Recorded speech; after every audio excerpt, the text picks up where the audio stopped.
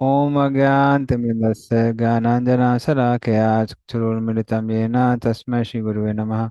श्रीचैतन्यमनोभीष्टं स्थापितं येन भूतले स्वयं रूपदा मह्यं ददाति स पदान्तिकम्।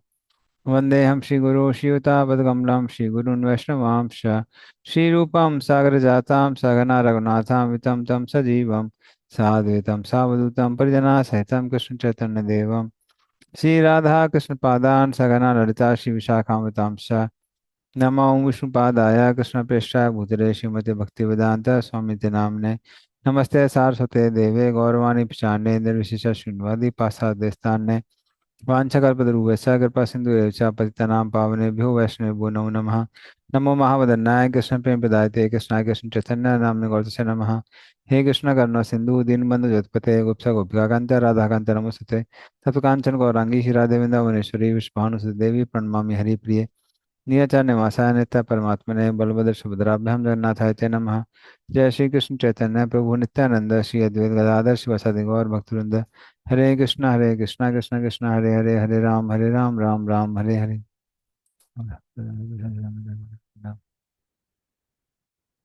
हरे कृष्णा।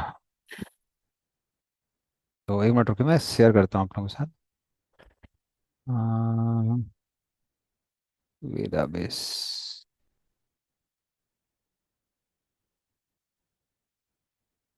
13 चैप्टर वर्ष नंबर 8 से चालू करना था।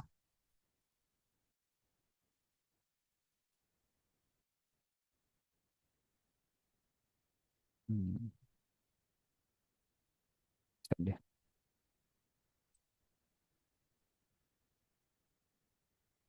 तो श्लोक संख्या 8 से 12।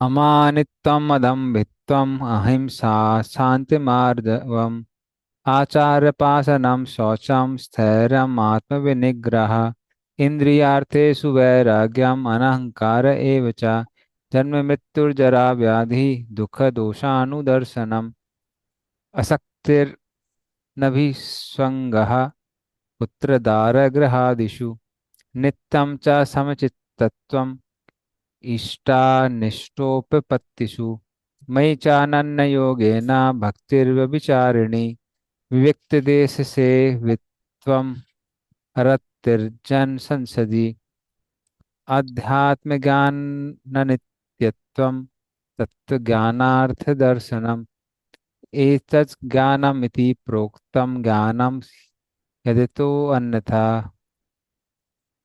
पढ़िए इसका अर्थ और तात्पर्य।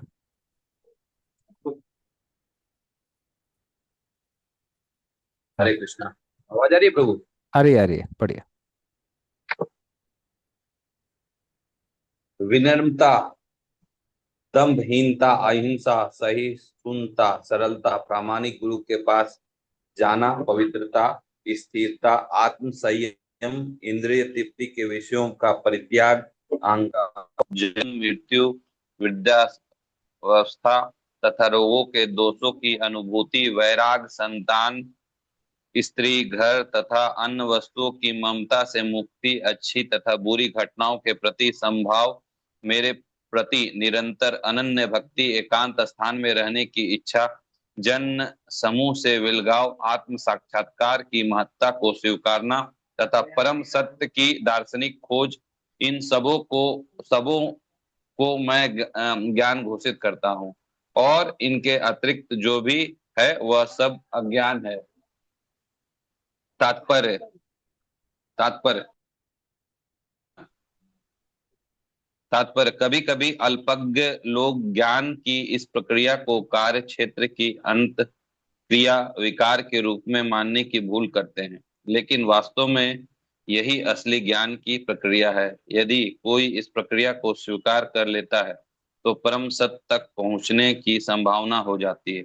यह इसके पूर्व बताए गए 24 तत्वों का विकार नहीं है, यह वास्तव में उन तत्वों के पास से बाहर निकलने का साधन है। देहधारी आत्मा 24 तत्वों के बने आवरण रूप शरीर में बंद रहता है और यहाँ पर ज्ञान की जिस प्रक्रिया का वर्णन है वह इससे बाहर निकलने का साधन है। ज्ञान की प्रक्रिया के संपूर्ण वर्णन में से 11वें श्लोक की प्रथम पंक्ति सर्वाधिक महत्वपूर्ण है। मयि जनान योगेन भक्ति विविधि चारिणी। ज्ञान की प्रक्रिया का अवसान भगवान की अनन्य भक्ति में होता है।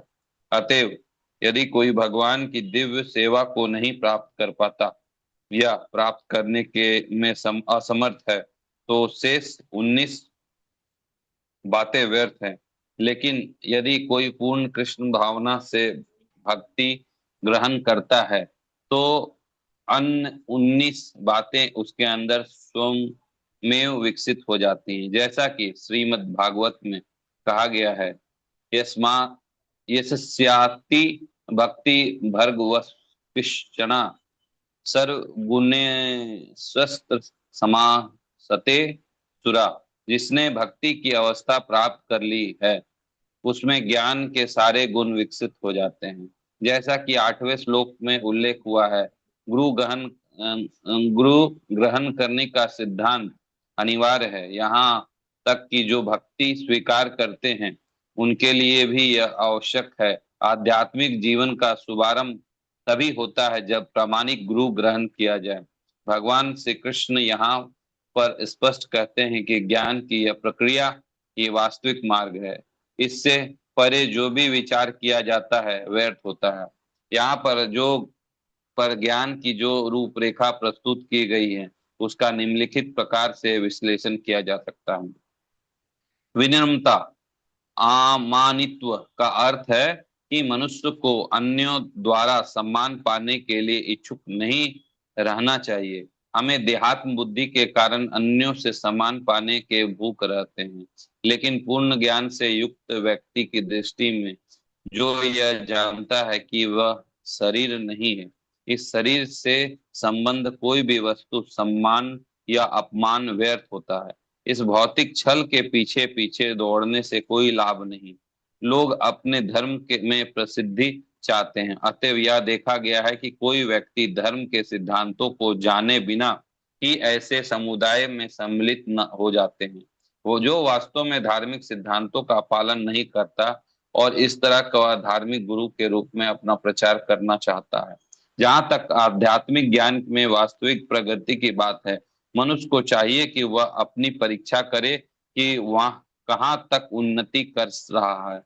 वह इन बातों के द्वारा अपनी परीक्षा कर सकता है। अहिंसा का समान अर्थ वध ना करना या शरीर को नष्ट ना करना लिया जाता है, लेकिन अहिंसा का वास्तविक अर्थ अन्यों को विपत्ति में ना डालना। देहात्म बुद्धि के कारण सामान्य लोग अज्ञान द्वारा ग्रस्त रहते हैं और निरंतर भौतिक कष्ट भोगते रहते हैं। अतएव जब तक कोई लोगों को आध्यात्मिक ज्ञान की ओर ऊपर नहीं उठाता तब तक वह हिंसा करता रहता होता है। व्यक्ति को लोगों में वास्तविक ज्ञान की वितरित करने का भरसक प्रयास करना चाहिए जिससे वे प्रबुद्ध हो और उस भावबंधन से छूट सकें। यही अहिंसा है। सही शून्यता शांत नान्ति का अर्थ है कि मनुष्य अन्यों द्वारा किए गए अपमान तथा तिरस्कार को सहे। जो आध्यात्मिक ज्ञान की उन्नति करने में लगा रहता है उसे अन्यों के तिरस्कार तथा अपमान सहने पड़ते हैं। ऐसे इसलिए होता है क्योंकि यह भौतिक स्वभाव है। जहां तक कि बालक प्रहलाद को भी, जो 5 वर्ष के थे और आध्यात्मिक ज्ञान के अनुशीलन में लगे थे, संकट का सामना करना पड़ा था। जब उनका पिता उनकी भक्ति का विरोधी बन गया। उनके पिता ने उन्हें मारने के अनेक प्रयत्न किए, किंतु प्रहलाद ने सहन कर लिया। अतएव आध्यात्मिक ज्ञान की उन्नति करते हुए अनेक अवरोध आ सकते हैं, लेकिन हमें सहिष्णु बनकर संकल्प पूर्वक प्रगति करते रहना चाहिए। सरलता आर्जवम का अर्थ है बिना किसी कूटनीति के मनुष्य इतना सरल हो कि अपने शत्रु तक से वास्तविक सत्य का उद्घाटन कर सके। जहां तक गुरु बनाने का प्रश्न है, आश्रयोपासनम आध्यात्मिक ज्ञान में प्रगति करने के लिए यह अत्यावश्यक है क्योंकि बिना प्रामाणिक गुरु के यह संभव नहीं है। मनुष्य को चाहिए कि विनम्रता पूर्वक गुरु के पास जाए और उसे अपनी समस्त सेवाएं अर्पित करे, जिससे वह शिष्य को अपना आशीर्वाद दे सके। चूंकि प्रामाणिक गुरु कृष्ण का प्रतिनिधि होता है, अतः यदि वह शिष्य को आशीर्वाद देता है तो शिष्य तुरंत ही प्रगति करने लगता है, भले ही वह विधि विधानों का पालन ना करता रहा हो, अथवा जो बिना किसी स्वार्थ के अपने गुरु की सेवा करता है, उसके लिए सारे यम नियम सरल बन जाते हैं। आध्यात्मिक जीवन में प्रगति करने के लिए पवित्रता शौचम अनिवार्य है। पवित्रता दो प्रकार की होती है, आंतरिक तथा बाहरी। बाहर पवित्रता का अर्थ है स्नान करना, लेकिन आंतरिक पवित्रता के लिए निरंतर कृष्ण का चिंतन तथा हरे कृष्ण मंत्र का कीर्तन करना होता है। इस विधि में मन में से पूर्व कर्म की संचित धूली हट हट जाती है। दृढ़ता, स्थैर्य का अर्थ है कि आध्यात्मिक जीवन में उन्नति करने के लिए मनुष्य दृढ़ संकल्प हो। ऐसे संकल्प के बिना मनुष्य ठोस प्रगति नहीं कर सकता। आत्म संयम, आत्म विनिग्रह का अर्थ है कि आध्यात्मिक उन्नति के पथ पर जो भी बाधक हो उसे स्वीकार ना करना। मनुष्य को इसका अभ्यस्त बनकर ऐसी किसी भी वस्तु को त्याग देना चाहिए जो आध्यात्मिक उन्नति के पथ के प्रतिकूल हो। यह असली वैराग्य है। इंद्रियां इतनी प्रबल है कि सदैव इंद्र तृप्ति के लिए उत्सुक रहती है। अनावश्यक मांगों की पूर्ति नहीं करनी चाहिए। इंद्रियों की उतनी ही तृप्ति की जानी चाहिए जिससे आध्यात्मिक जीवन में आगे बढ़ने में अपने कर्तव्य की पूर्ति होती हो। सबसे महत्वपूर्ण किंतु वश में न आने वाली इंद्रियां जीभ हैं। यदि जीभ पर संयम कर लिया गया तो समझो अन्य सारी इंद्रियां वशीभूत हो गई। जीव का कार्य है स्वाद ग्रहण करना तथा उच्चारण करना। अतएव नियमित रूप से जीव को कृष्ण अर्पित भोग के उच्छिष्ट का स्वाद लेने में तथा हरे कृष्ण कीर्तन करने में प्रयुक्त करना चाहिए। जहां तक नेत्रों का संबंध है, उन्हें कृष्ण के सुंदर रूप के अतिरिक्त अन्य कुछ नहीं देखने देना चाहिए। इससे नेत्र वश में होंगे। इसी प्रकार कानों का कृष्ण के विषय में श्रवण करने में लगाना चाहिए और नाक को कृष्ण पर फूलों को सूंघने में लगाना चाहिए। यही भक्ति की विधि है। और यहाँ यह समझना होगा कि गीता केवल भक्ति के विज्ञान का प्रतिपादन करती है। भक्ति ही प्रमुख एकमात्र लक्ष्य है। भगवत गीता के बुद्धिहीन भास्कर पाठक के ध्यान को अन्य विषयों की ओर मोड़ना चाहते हैं, लेकिन भगवत गीता में भक्ति के अतिरिक्त अन्य कोई भी विषय नहीं है। मिथ्या अहंकार का अर्थ है इस शरीर को आत्मा मानना। जब कोई यह जान जाता है कि वह शरीर नहीं अपितु आत्मा है, तो वह वास्तविक अहंकार को प्राप्त होता है। अहंकार तो रहता ही है, मिथ्या अहंकार की भर्त्सना की जाती है, वास्तविक अहंकार नहीं। वैदिक साहित्य में बृहदारण्यक उपनिषद कहा गया है, अहम ब्रह्म अस्मि, मैं ब्रह्म हूँ, मैं आत्मा हूँ। मैं हूँ ही आत्मभाव है और यह आत्म साक्षात्कार की मुक्त अवस्था में भी पाया जाता है। मैं हूं का भाव ही अहंकार है, लेकिन जब मैं हूं भाव का मिथ्या शरीर के लिए प्रयुक्त किया जाता है तो मिथ्या अहंकार होता है। जब इस आत्म भाव स्वरूप को वास्तविकता के लिए प्रयुक्त किया जाता है तो वास्तविक अहंकार होता है। ऐसे कुछ दार्शनिक हैं जो यह कहते हैं कि हमें अपना अहंकार त्यागना चाहिए, लेकिन हम अपने अहंकार को त्यागे कैसे? क्योंकि अहंकार का अर्थ है स्वरूप, लेकिन हमें मिथ्या देहात्म बुद्धि का त्याग करना ही होगा। जन्म, मृत्यु, जरा तथा व्याधि को स्वीकार करने के कष्ट को समझना चाहिए। वैदिक ग्रंथों के जन्म के अनेक वृत्तांत हैं। श्रीमद् भागवत में जन्म से पूर्व की स्थिति, माता के गर्भ में बालक के निवास, उसके कष्ट आदि का सजीव वर्णन हुआ है। यह भली भांति समझ लेना चाहिए कि जन्म बहुत कष्टपूर्ण है, क्योंकि हम यह भूल जाते हैं कि माता के गर्भ में कितना कष्ट मिलता है। अतएव हम जन्म तथा मृत्यु की पुनरावृत्ति का कोई हल नहीं निकाल पाते। इसी प्रकार मृत्यु के समय जब भी सभी प्रकार के कष्ट मिलते हैं जिनका उल्लेख प्रामाणिक शास्त्रों में हुआ है। इसकी विवेचना की जानी चाहिए। जहां तक रोग वृद्धावस्था का प्रश्न है, सबों को इनका व्यवहारिक अनुभव है।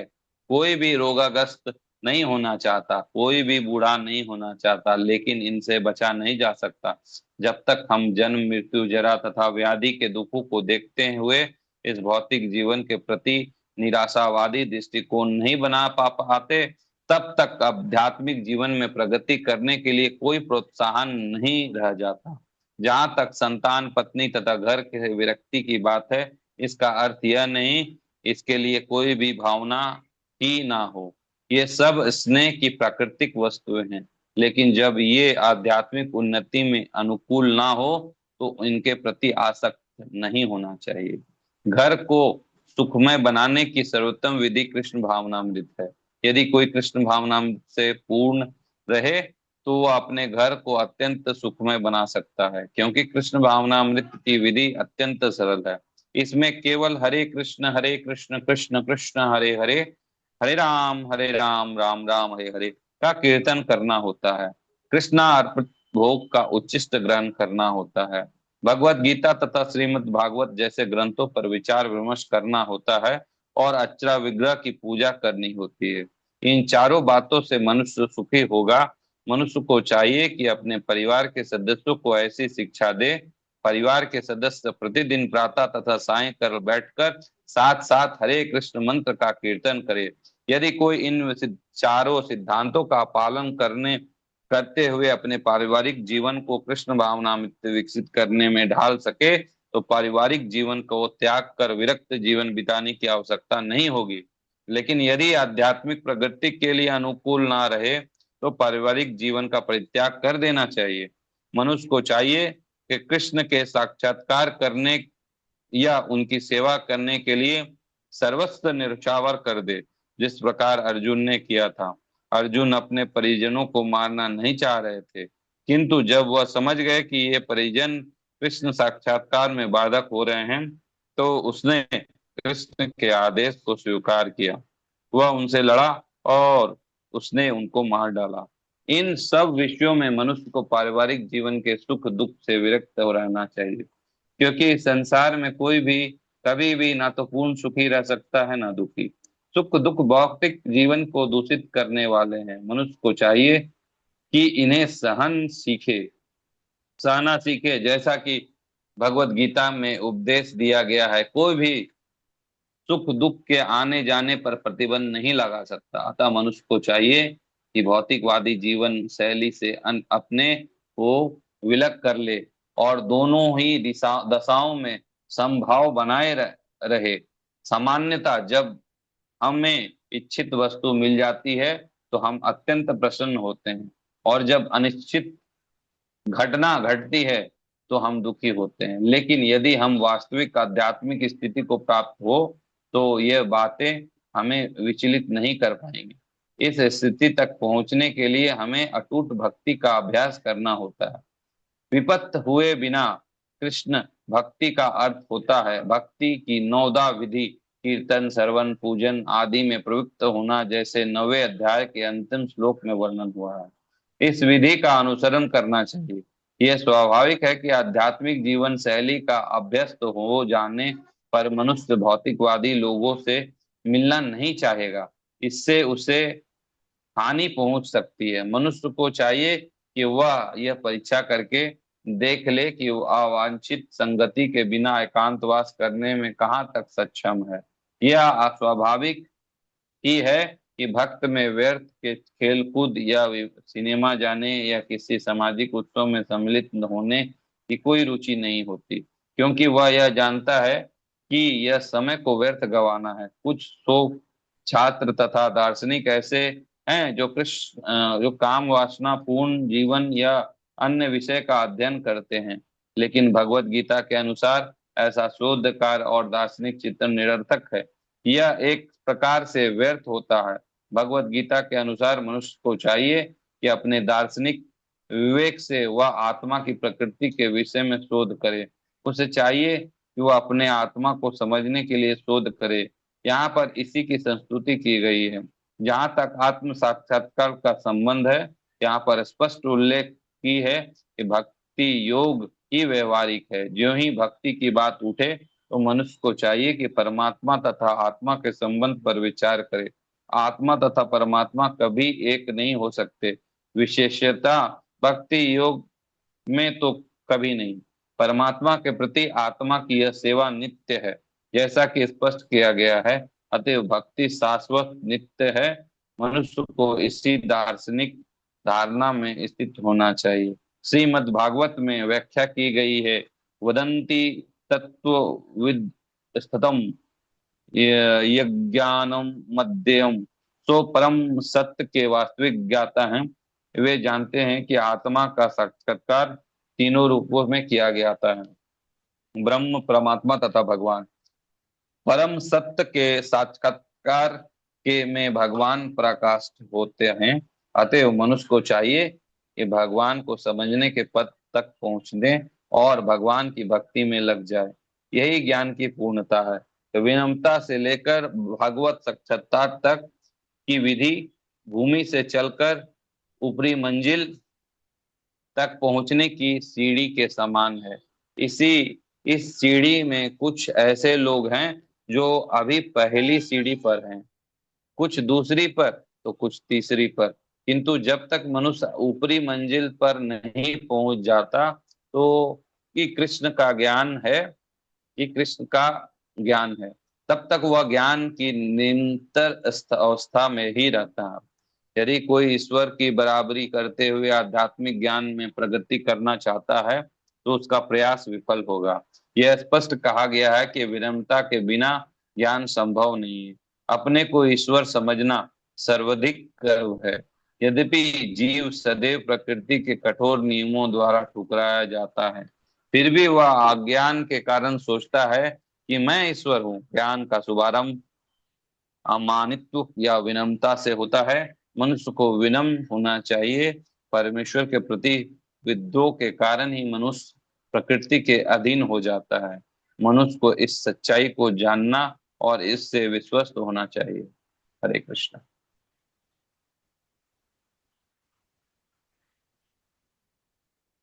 काफी लंबा तात्पर्य था। तो इसमें भगवान ने ये बताया कि ज्ञान क्या है। हम्म, तो दो चीज ये थी, मतलब जानने योग्य थी, कौन? जीव और परमात्मा। हम्म, अब जीव और परमात्मा को हम जान कैसे सकते हैं? तो इन 5 श्लोकों में ये बताया गया है कि कैसे हम जीव और परमात्मा को जान सकते हैं। तो उसमें से 18 जो गुण हैं वो भक्तों में और ज्ञानियों में समान है। हम्म, लेकिन आ, जो ये हमारा गुण है कौन सा? मई चा अन्य योगेन भक्ति विचारिणी, मतलब शुद्ध भक्ति करना। ये भक्तों के लिए संभव है, ज्ञानी लोग नहीं कर सकते हैं, क्योंकि उनकी भक्ति शुद्ध नहीं होती है। तो भक्त लोग ट्रेडिशनली अलग अलग गुणों को विकसित करने का अलग से भरसक प्रयास नहीं करते हैं, जैसे ज्ञानी लोग करते हैं। किंतु भक्ति करने से स्वतः ही वो सारे के सारे प्रकट हो जाते हैं। और खासकर जो आखिरी के 2 आइटम है वो ज्ञानियों के लिए ही है। तो जो दो लिखे हुए हैं, आध्यात्मिक ज्ञान नित्यत्म तत्व ज्ञानार्थ दर्शनम, तो इस एक्सक्लूसिवली ज्ञानियों के लिए है। भक्त लोग उसमें बहुत ज्यादा टाइम स्पेंड नहीं करते हैं, कि वो उस ज्ञान पे हमेशा विचार करते रहना कि हम शरीर नहीं आत्मा है, शरीर नहीं आत्मा है। ठीक है, हम जान जाते हैं, थोड़ा एनालाइज कर लेते हैं, पर बहुत ज्यादा टाइम इसमें स्पेंड नहीं करते हैं भक्त लोग। और तत्व ज्ञानार्थ दर्शनम का मतलब है सर हर चीज को देखना है कैसे वो भौतिक है और हम आध्यात्मिक है। भक्त लोग उसको अलग तरीके से देखते हैं। कैसे देखते हैं? भक्त लोग देखते हैं कि कैसे हर चीज कृष्ण की ही शक्ति है, वो उस तरह से देखते हैं। तो उस तरह से उनका जो दृष्टिकोण इन चीजों में का है वो थोड़ा अलग है। तो हम देखते हैं यहाँ भी भगवान ने किसकी बात की है? गुणों की बात की है। और ट्वेल्थ चैप्टर में भी हमने देखा था, 12वें चैप्टर में भगवान ने बहुत सारे गुणों की बात की थी। इसमें और उसमें अंतर क्या है? अंतर है, अंतर क्या है, ये जो गुण हैं ये सत्व गुण की स्थिति में भी आते हैं। और 12वें चैप्टर में जो भगवान ने गुण बताए थे वो शुद्ध भक्त के गुण हैं, जो कि भक्ति करने से डेवलप होते हैं। तो क्या ये गुण बेकार है? ये गुण बेकार नहीं है। ये गुण भी हम देखेंगे लगभग वैसे ही मैच कर रहे हैं। मतलब अगर हम सत्वगुणी जीवन जिएंगे, जैसे सुबह सुबह उठना टाइम पे, ब्रह्म मुहूर्त के समय, दिन में गृहस्थ लोग कहते हैं 2 बार स्नान करना चाहिए, सन्यासी लोगों को 3 बार स्नान करना चाहिए, साफ सफाई रखना, सत्वगुणी भोजन करना। तो भक्तों की लाइफस्टाइल भी एक हद तक हम देखा जाए तो सत्वगुणी है। जो हम लोग 4 नियम पालन करते हैं, 4 नियम पालन करने से हम लोग सत्वगुण के स्तर पर आ जाते हैं। और सत्वगुण के स्तर से भक्ति करना आसान होता है। रजोगुण और तमोगुण व्यक्ति के लिए भक्ति करना मुश्किल होता है। तो जो तमोगुणी व्यक्ति है उसको जप करने के लिए बोला जाएगा तो वो तो सोता रहेगा, वो जप ही नहीं कर पाएगा बेचारा। और जो रजोगुणी व्यक्ति है उसका दिमाग यामा भागता रहेगा, तो वो भी जप नहीं कर पाएगा। इसलिए सत्वगुणी व्यक्ति के लिए जप करना कैसा है ना, जप करना, अध्ययन करना, भक्ति करना आसान हो जाता है। हालांकि वो अपने आप में भक्ति नहीं है। एक और चीज नोट करने वाली क्या है, नोट करने वाली ये है कि आ, जो भक्ति है, सॉरी, जो ये गुण है, उनको ही भगवान ने ज्ञान बोला है। तो ज्ञान तो जनरली हम लोग क्या सोचते हैं, ज्ञान मतलब जानकारी, इस चीज के बारे में जानकारी, उस चीज के बारे में जानकारी। पर यहाँ पे भगवान ने इसको ज्ञान क्यों बोला है? क्योंकि ज्ञान और गुणों का दोनों का एक संबंध है। हम्म जिसके पास ज्ञान है उसके पास वो क्वालिटीज आ जाती है। और उन क्वालिटीज के द्वारा, उन गुणों के द्वारा व्यक्ति आत्मा परमात्मा को जान सकता है, जिसको कहते हैं विद्या ददाति विनयम। जिसके पास विद्या है उसके पास विनय आ जाता है। तो इस तरह से जो अलग अलग गुण हैं वो व्यक्ति के अंदर आ जाते हैं। हम्म तो इस तरह से ज्ञान और इनमें बहुत बड़ा संबंध है। तो हम थोड़ा सा प्रभुपाद के तात्पर्य से देखेंगे, क्योंकि प्रभुपाद ने बहुत अच्छा तात्पर्य दिया है इसमें, काफी बहुत डिटेल प्रैक्टिकल चीजें दी बताई हैं इसमें।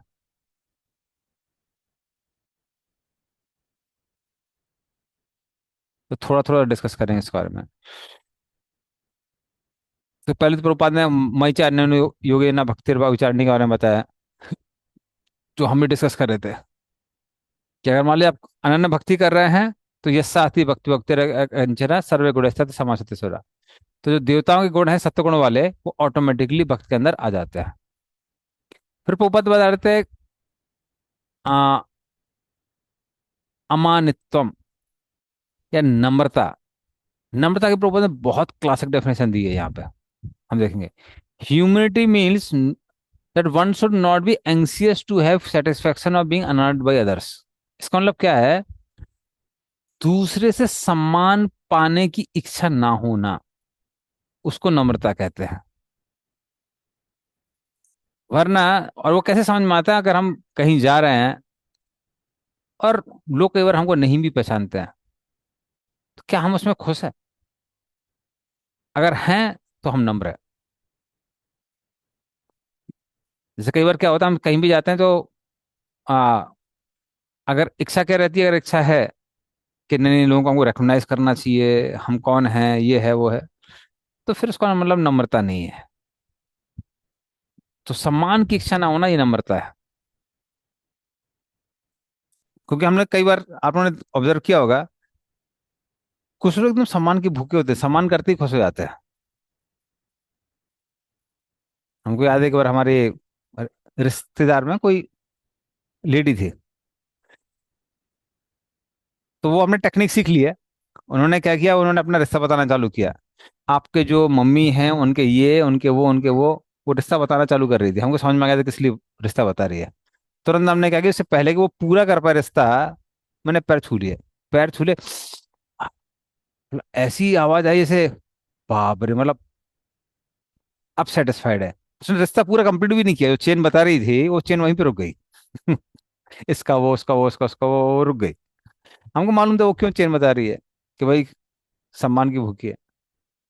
तो इस तरह से बाहर कई बार लोग सम्मान के भूखे होते हैं, पर वो भूख का ना होना वो नम्रता है। हाँ, क्योंकि भाई हम छोटे से जीव हैं, उसमें कौन सी बड़ी बात है, क्योंकि ऐसा हमारे अंदर क्या स्पेशल के लोग हमारा सम्मान करें। तो अमानितम, अमानितम अदम्भितम, ये सब उसमें वो आ जाता है। दम्भ ना होना, मान की इच्छा न करना, ये सब कनेक्टेड है। फिर अहिंसा, अहिंसा का मतलब क्या है, प्रभुपाद बोलते हैं, one should try to best to distribute his knowledge, real knowledge to the people, so that people become enlightened in the this material about this people become enlightened and leave this material entanglement, this real non-violence. अहिंसा का मतलब क्या है, हिंसा का मतलब क्या होता है, हिंसा का मतलब दूसरे को दुख देना। इस दुनिया में किसी को दुख देने की जरूरत नहीं है, लोग पहले से दुखी हैं। लेकिन भक्तों के पास लोगों को सुख देने का मौका है। तो अगर हम प्रचार कर रहे हैं तो मतलब हम अहिंसा कर रहे हैं। हम लोगों के ऊपर जो हिंसा होने वाली है उनके बुरे कर्मों के कारण, हम उनसे उनको बचा रहे हैं। तो प्रभुपाद कहते हैं ये असली अहिंसा है। और वैसे भी कोई व्यक्ति भक्त बन जाता है तो ऑटोमेटिकली अहिंसा प्रमोट हो जाती है। जैसे बहुत सारे लोग जो अभी भक्त बने हैं, वो पहले मांसाहार करते थे, जीव जंतु को कष्ट देने का काम करते थे, लेकिन भक्त होने के बाद में सब छोड़ देते हैं। तो ऑटोमेटिकली अहिंसा कैसी हो जाती है, प्रचारित हो जाती है। फिर उसके बाद में वो बात करते हैं, हम्म, अहिंसा शांतिर, टॉलरेंस। उसमें उदाहरण देते हैं प्रहलाद महाराज को। हम्म, तो भक्त हर तरह के कष्टों को सहन करता है, हालांकि वो जो भी प्रैक्टिकल एक्शन हो वो व्यक्ति को करना चाहिए, लेकिन आंतरिक रूप से सहन करना चाहिए, समझ के कि हमको अपने कर्मों का ही फल मिल रहा है। हमको अपने कर्मों से ज्यादा व्यक्ति कोई परिणाम दे नहीं सकते संसार में। तो ये समझ के अंदर आंतरिक संतोष रहना चाहिए, भले एक्सटर्नली हमको जो भी आवश्यक है वो कदम लेना पड़े। और कोई हमारे परिवार में किसी को कष्ट दे रहा है, कुछ कर रहा है, तो पुलिस में जो भी कंप्लेन करना है, जो भी करना है वो करना चाहिए, लेकिन आंतरिक रूप से समझना चाहिए कि हमको अपने कर्मों का ही परिणाम मिल रहा है। तो उसको टॉलरेंस कहते हैं, सहिष्णुता बोलते हैं। हम्म, आर्जवम, शांति हो गया। फिर आर्जवम, आर्जवम मतलब क्या होता है, हाँ तो उसमें प्रहलाद महाराज का प्रोपा उदाहरण देते हैं सहनशीलता में। उनको मारने का भी प्रयास किया तो वो कुछ बोले नहीं। सरलता, सरलता का मतलब क्या है, अपना उल्लू सीधा करने के लिए टेढ़ा मेढ़े शब्दों का प्रयोग करके काम नहीं निकलना, उसको सरलता कहते हैं। जो अंदर है वो बाहर है, उसको सरलता कहते हैं। तो सरलता के बारे में प्रभुपाद बताते हैं। हम्म, स्वच्छता, बाहर से भक्त लोग जैसे हमने बताया स्नान करते हैं, गृहस्थ लोग दिन में 2 बार करते हैं, सन्यासी लोग 3 बार करते हैं। और हरे कृष्ण महामंत्र के उच्चारणों से मन स्वच्छ होता है। स्थिरता, तो स्थिरता कैसे आती है, स्थिरता स्थिर रहने से आती है। सर्दी है, गर्मी है, बारिश है, कुछ भी हो जाए, हमको मंगल आरती अटेंड करनी है, अपना जप करना है, जो भी साधना लिखी हुई है वो साधना करनी है, उसको स्थिरता कहते हैं। हम्म, फिर प्रभुपाद बताते हैं वैराग्यम, इंद्रियार्थेषु वैराग्यम,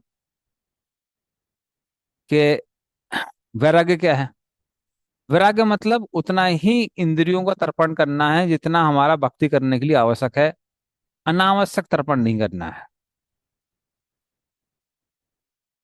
हाँ, जैसे अभी आम का सीजन चल रहा है, तो भगवान को आम अर्पित करिए, क्योंकि सीजनल फ्रूट है, फिर आप उसको ग्रहण कर सकते हैं। पर इतना आम नहीं खाना है कि हम आम की तरह पड़े रहे। ज्यादा आम खा ले तो क्या होता है, सुबह सुबह लोग बैठे रहते हैं घंटों घंटों तक, पेट खराब हो जाता है। तो सिर्फ इंद्रियों को उतना ही तर्पण करना है जितना शरीर को फिट रखने के लिए आवश्यक है। एक बार याद है हम लोगों को प्रसाद के ऊपर भी, तो प्रसाद भी, हालांकि हम प्रसाद ग्रहण कर रहे हैं, बस ध्यानपूर्वक करना चाहिए। एक बार हमारे एक भक्त ने इतना प्रसाद ले लिया था, और मुझे लगा उसने कम लिया है, तो मैंने और दे दिया, तो वो उसने वो भी ले लिया। वो फिर उठ ही नहीं पा रहा था, वो इधर उला उधर उला, फिर हम लोग को हॉस्पिटल ले जाना पड़ा। तो एक से एक कथाएं प्रसाद के ऊपर। एक बार एक आ, यूरोपियन भक्त थे, तो चंडीगढ़ का वो चल रहा था, आ, रथ यात्रा, हाँ शायद रथ यात्रा का समय था। तो वो भक्त ने हलवा खाया, खाया, उसको बड़ा अच्छा लगा, फिर 2 बार 3 बार 4 बार 5 बार पेट में लिया। तो जो हमारे भक्त जो हलवा दे रहे थे, उन्होंने सोचा कि आ, लगता है प्रभु जी ने पहली बार खाया है, अच्छे से हलवा खा लेने देते हैं। तो उन्होंने बोला कि ठीक है प्रभु, आप चिंता मत करिए, आप बैठिए आराम से, हम आपके लिए हलवा ले आएंगे। तो लगभग 3/4 बकेट उन्होंने हलवा वहां पर रख दिया, और वो भक्त को इतना पसंद है कि वो सारा खा गए। खा गए, अब रात को सांस लेने में दिक्कत, वो यहाँ लौट रहे हैं वहां लौट रहे हैं। भक्त लोगों ने पानी वानी पिलाया, तो पानी बाहर आ रहा था, क्योंकि पूरा गले तक भरा हुआ था। अब मुझे पता नहीं कितना सही है, गौरकृष्ण महाराज ये कथा सुनाते थे। तो फिर उसके बाद में उन्होंने कहा कि एक्सरे किया। एक्सरे किया तो देखो यहाँ तक गला वो हलवा भरा हुआ है। अब पता नहीं कितना सही वो बोले के कहने लगे कि उनका ऑपरेशन करके निकालना पड़ा फिर, वरना बुरी हालत हो गई थी। इंजेक्शन वगैरह भी लाए थे, वो काम नहीं कर रहे थे। तो इसलिए इतना खाना चाहिए कि जितना हम लोग शरीर को स्वस्थ रख सके। अगर लिमिटेड खाते हैं, लिमिटेड मतलब जितना आवश्यक है, तो वो शरीर को ऊर्जा देता है। ज्यादा खाते हैं तो वो शरीर से ऊर्जा लेता है भोजन। हम्म, तो उसका अनुप्रपात प्रभुपाद बता रहे हैं।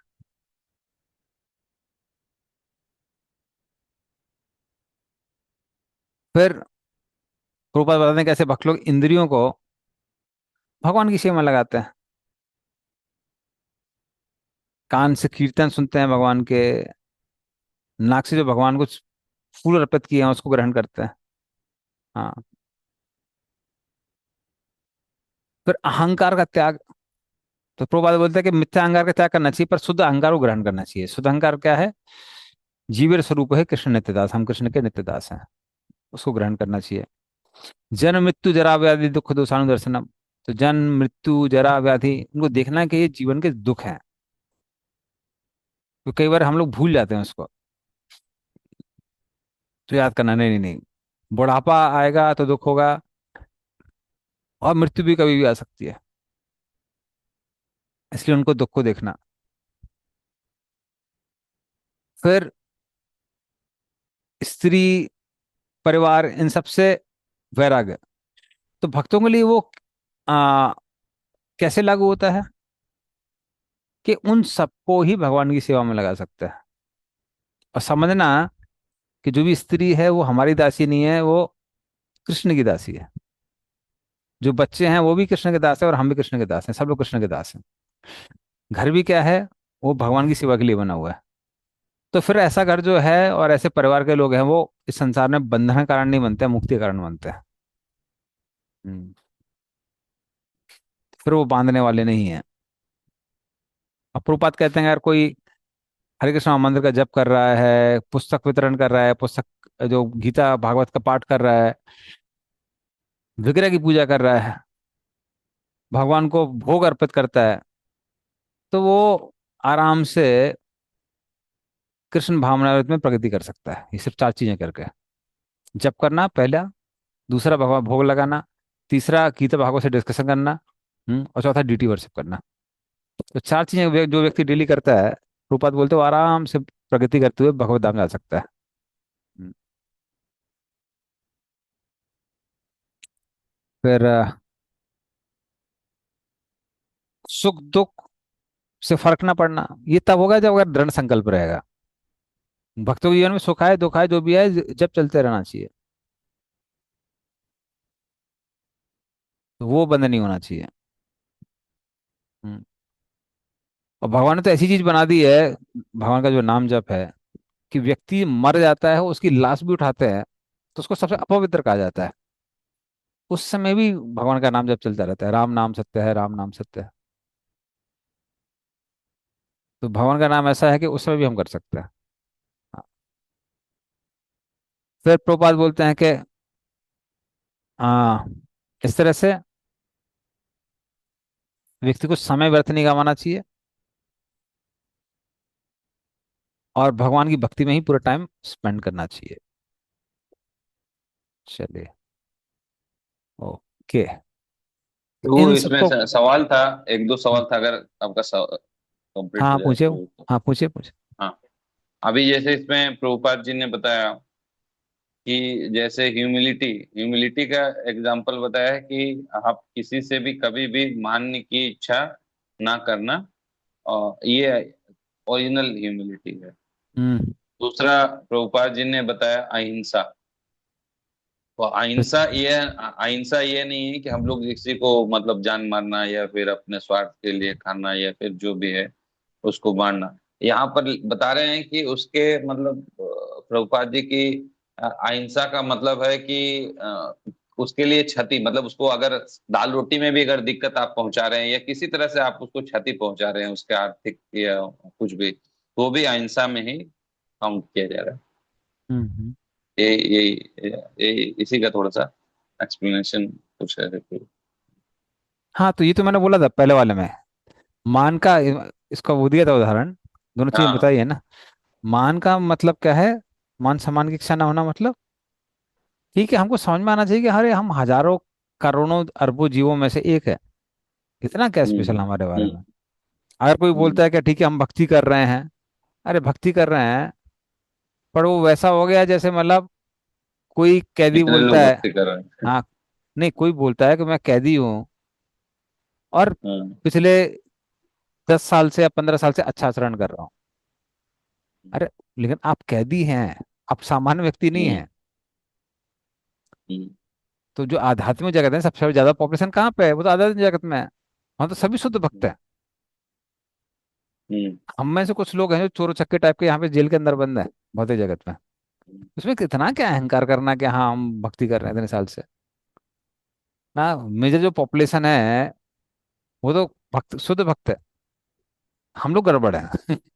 तो इस तरह से उसमें कोई तो सम्मान की कोई बात ही नहीं आती है, बल्कि उल्टा है। अमान ही ना मान देना। भक्त सबको मान देता है। तो मान की इच्छा तो होनी नहीं चाहिए। तो वो तो संभव है ही नहीं, मतलब वो, क्योंकि वो भक्ति का अनुकूल नहीं है। और हम लोग ऐसा क्या कर दिया हमने कि भाई हम मान के अधिकारी है? तो ऑब्वियस है ये। ठीक है, राइस प्रो। और यस। और यस, हम्म, सेकंड वाला था जो अहिंसा का, जो उन्होंने एग्जांपल दिया, तो हाँ, तो अहिंसा के अहिंसा बारे में मतलब। प्रभुपाद ने, अहिंसा के बारे में प्रभुपाद ने बोला हुआ है कि मन से, वचन से, कर्म से किसी भी तरह क्षति ना पहुंचाना। तो कोशिश यही करनी चाहिए कि भाई आ, आप लोगों का भला सोचें। अगर आप हम लोगों का दूसरों का भला सोच रहे हैं, इसलिए प्रभुपाद ने एंड में क्या लिखा है? प्रचार करना। प्रचार करना असली अहिंसा हम्म। है। क्योंकि वैसे भी हम्म। दुनिया में हर कोई परेशान है, उसको परेशान करने की आवश्यकता नहीं है। हम्म। इसलिए मैं आईआईटी में पढ़ रहा था, कुछ स्टूडेंट्स लोग टी शर्ट में लिख के रखते थे, please don't disturb us, we are already disturbed. Hmm. हमको डिस्टर्ब मतलब हम पहले से डिस्टर्ब्ड है। तो लोग पहले से इस दुनिया में परेशान है। परेशान करने की कोई आवश्यकता नहीं है। बल्कि जब हम लोग किसी के पास जाते हैं तो हमको सोचना चाहिए इस व्यक्ति का हम कैसे भला कर सकते हैं। तो अगर वो भावना रहेगी हृदय में तो ऑटोमेटिकली हिंसा नहीं करेंगे। देखिए, 4 नियम पालन करने के बाद जो मेजर हिंसा है तो वैसे भक्त लोग वैसे ही बंद कर देते हैं। जो पशु पक्षियों को मारना, वो सब करना, वो सबसे बड़ी हिंसा है। प्रभुपाद कई बार बोलते थे कि मेरे शिष्यों का तब तक पतन नहीं हुआ है जब तक उन्होंने मांस मच्छी खाना चालू नहीं किया।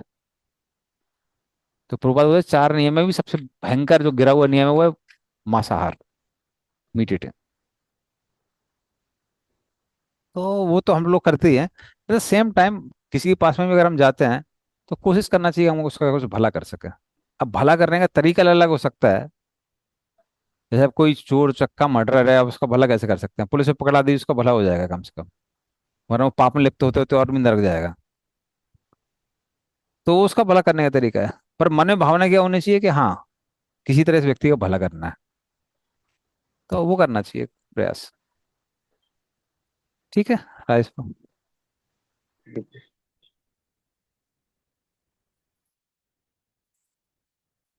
हाँ, तो भगवान ने बोला कि ये सब, इन सबको मैं क्या बोलता हूँ, ज्ञान। और इसके अलावा जो भी है वो अज्ञान है। तो ज्ञान का मतलब क्या है, ये सद्गुण हमारे अंदर डेवलप होने चाहिए। तो हम बोल सकते हैं कि हमारे ज्ञान में क्या हो रहा है, वृद्धि हो रही है।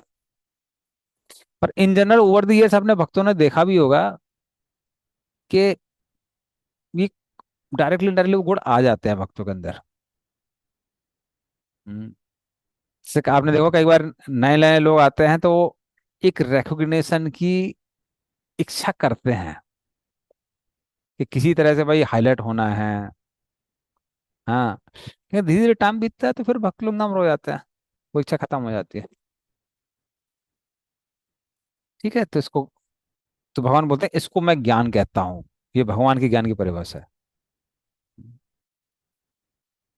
ज्ञेयं यत्तत् प्रवक्ष्यामि यज्ञात्वामृतम् अश्नुते अनादिमत् परम अनादिमत् परम ब्रह्म नासत्तन्नासदुच्यते।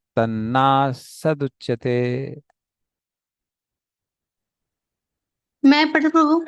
हाँ, पढ़िए। अब मैं तुम्हें ज्ञेय के विषय में बतलाऊंगा, जिसे जानकर तुम नित्य ब्रह्म का आस्वादन कर सकोगे। यह ब्रह्म है, यह आत्मा जो अनादि है और मेरे अधीन है, इस भौतिक जगत के कार्य कारण से परिस्थित है। तात्पर्य: भगवान ने क्षेत्र तथा क्षेत्रज की व्याख्या की। उन्होंने क्षेत्रज को जानने की विधि की भी व्याख्या की। अब वे ज्ञेय के विषय में बता रहे हैं। पहले आत्मा के विषय में, फिर परमात्मा के विषय में। ज्ञाता अर्थात आत्मा तथा परमात्मा दोनों ही के ज्ञान से मनुष्य जीवन अमृत का स्वादन कर सकता है।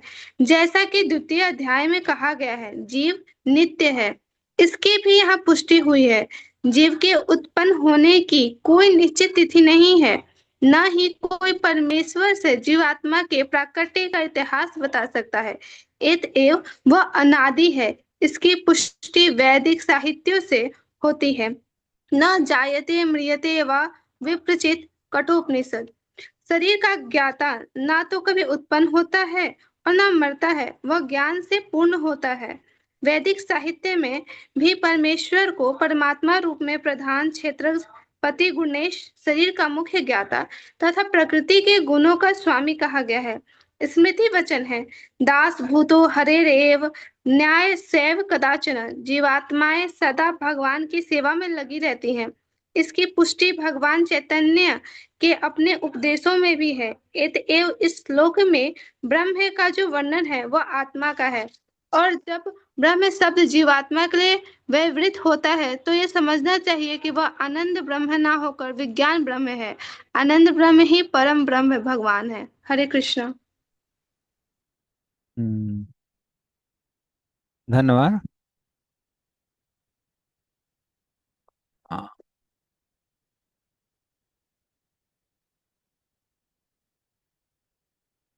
तो यहाँ वो भगवान कहते हैं ज्ञेयम, जो ज्ञान का विषय है, जानने के योग्य है।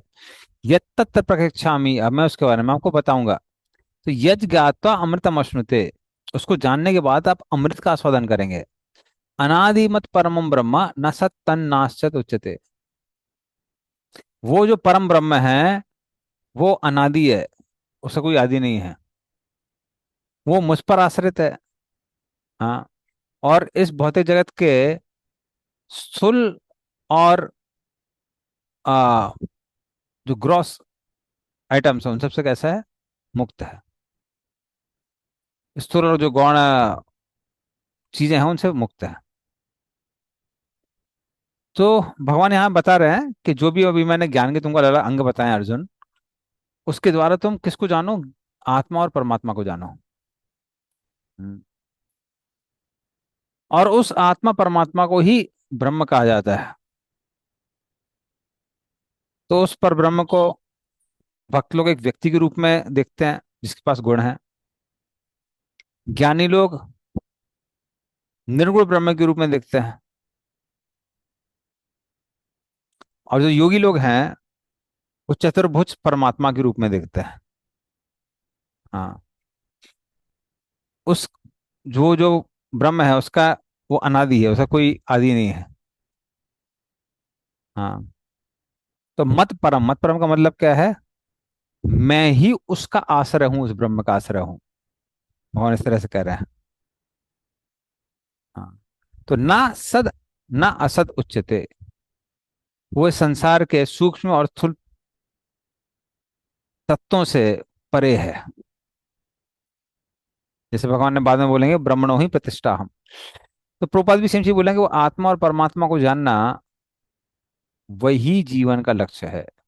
मैं कौन हूँ, कृष्ण कौन है, मेरा कृष्ण के साथ रिश्ता क्या है, इसको अगर हम समझ गए तो फिर वो आ, ज्ञान का जो लक्ष्य है उसको हमने प्राप्त कर लिया है। और प्रभुपाद बताते हैं विज्ञान, विज्ञान का मतलब साक्षात्कार करना है कि हम शरीर नहीं आत्मा है। हालांकि आनंद ब्रह्म किसको कहते हैं? कृष्ण को कहते हैं। जिनको हम लोग बोलते हैं अखिल रसामृत मूर्ति, उनको आनंद ब्रह्म कहा जाता है क्योंकि वो आनंद के स्रोत है। हम लोग सिर्फ इस साक्षात्कार कर सकते हैं कि हम कौन है और हमारा भगवान का रिश्ता क्या है, और उस स्रोत से कनेक्ट करके हम आनंद प्राप्त कर सकते हैं। पर स्रोत कौन है? वो कृष्ण ही है। कृष्ण आनंद ब्रह्म है। ठीक है। अब ये श्लोक है, ये श्लोक है, इसका अर्थ महाप्रकाश लीला में चैतन्य महाप्रभु ने अद्वैताचार्य को दिया था। अद्वैताचार्य को इसका मतलब समझ में नहीं आया था, तो उन्होंने कई दिनों तक व्रत धारण किया था, और फिर महाप्रभु ने इसका अर्थ समझाया था उनको। सर्वतः पाणिपादं तत् सर्वतो वक्षिशिरो मुखम सर्वता श्रुतिमल्लोके सर्वम आवृत्य तिष्ठति। मैं पढ़ती हूँ प्रभु। हरे कृष्ण। हाँ, पढ़िए। जी। तात्पर्य। नहीं, उनके हाथ पांव आंखें सिर तथा मुंह तथा उनके कान सर्वत्र हैं। इस प्रकार परमात्मा सभी वस्तुओं में व्याप्त होकर अवस्थित है। तात्पर्य। जिस प्रकार सूर्य अपने अनंत रश्मियों को विकीर्ण करके स्थित है, उसी प्रकार परमात्मा भगवान भी है, अपने सर्वव्यापी रूप में स्थित रहते हैं और उनमें आज ब्रह्मा से लेकर छोटी सी जीव के सारे जीव, इसके अनंत सिर हाथ पांव तथा नेत्र हैं और अनंत जीव हैं। वे सभी परमात्मा में ही स्थित हैं। अतः परमात्मा सर्वव्यापक है, लेकिन आत्मा यह नहीं कह सकता कि उसके हाथ पांव तथा नेत्र चारों दिशाओं में है। यह संभव नहीं है। यदि वह अज्ञान के कारण यह सोचता है कि उसे इसका ज्ञान नहीं है कि उसके हाथ तथा पैर चतुर्दिक प्रसारित है, किंतु समुचित ज्ञान होने पर वह ऐसी स्थिति में आ जाएगा तो हम्म। हाँ, आवाज गायब हो गई माता जी। आप लोग सुनाई दे रहे हैं? नहीं प्रभु। नेटवर्क चला गया, नेटवर्क चला गया लग रहा है। हरे नेटवर्क कृष्ण चला गया। प्रभु आवाज आ रही है। हाँ, अभी आ रही है। हम्म।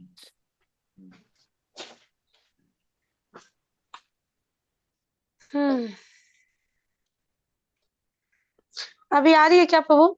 अभी आ रही है, अभी आप बोलिए।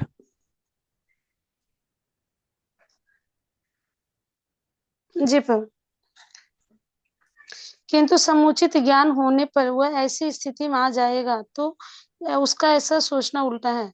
इसका अर्थ यही होता है कि प्रकृति द्वारा बद्ध होने के कारण आत्मा परम नहीं है। परमात्मा आत्मा से भिन्न है।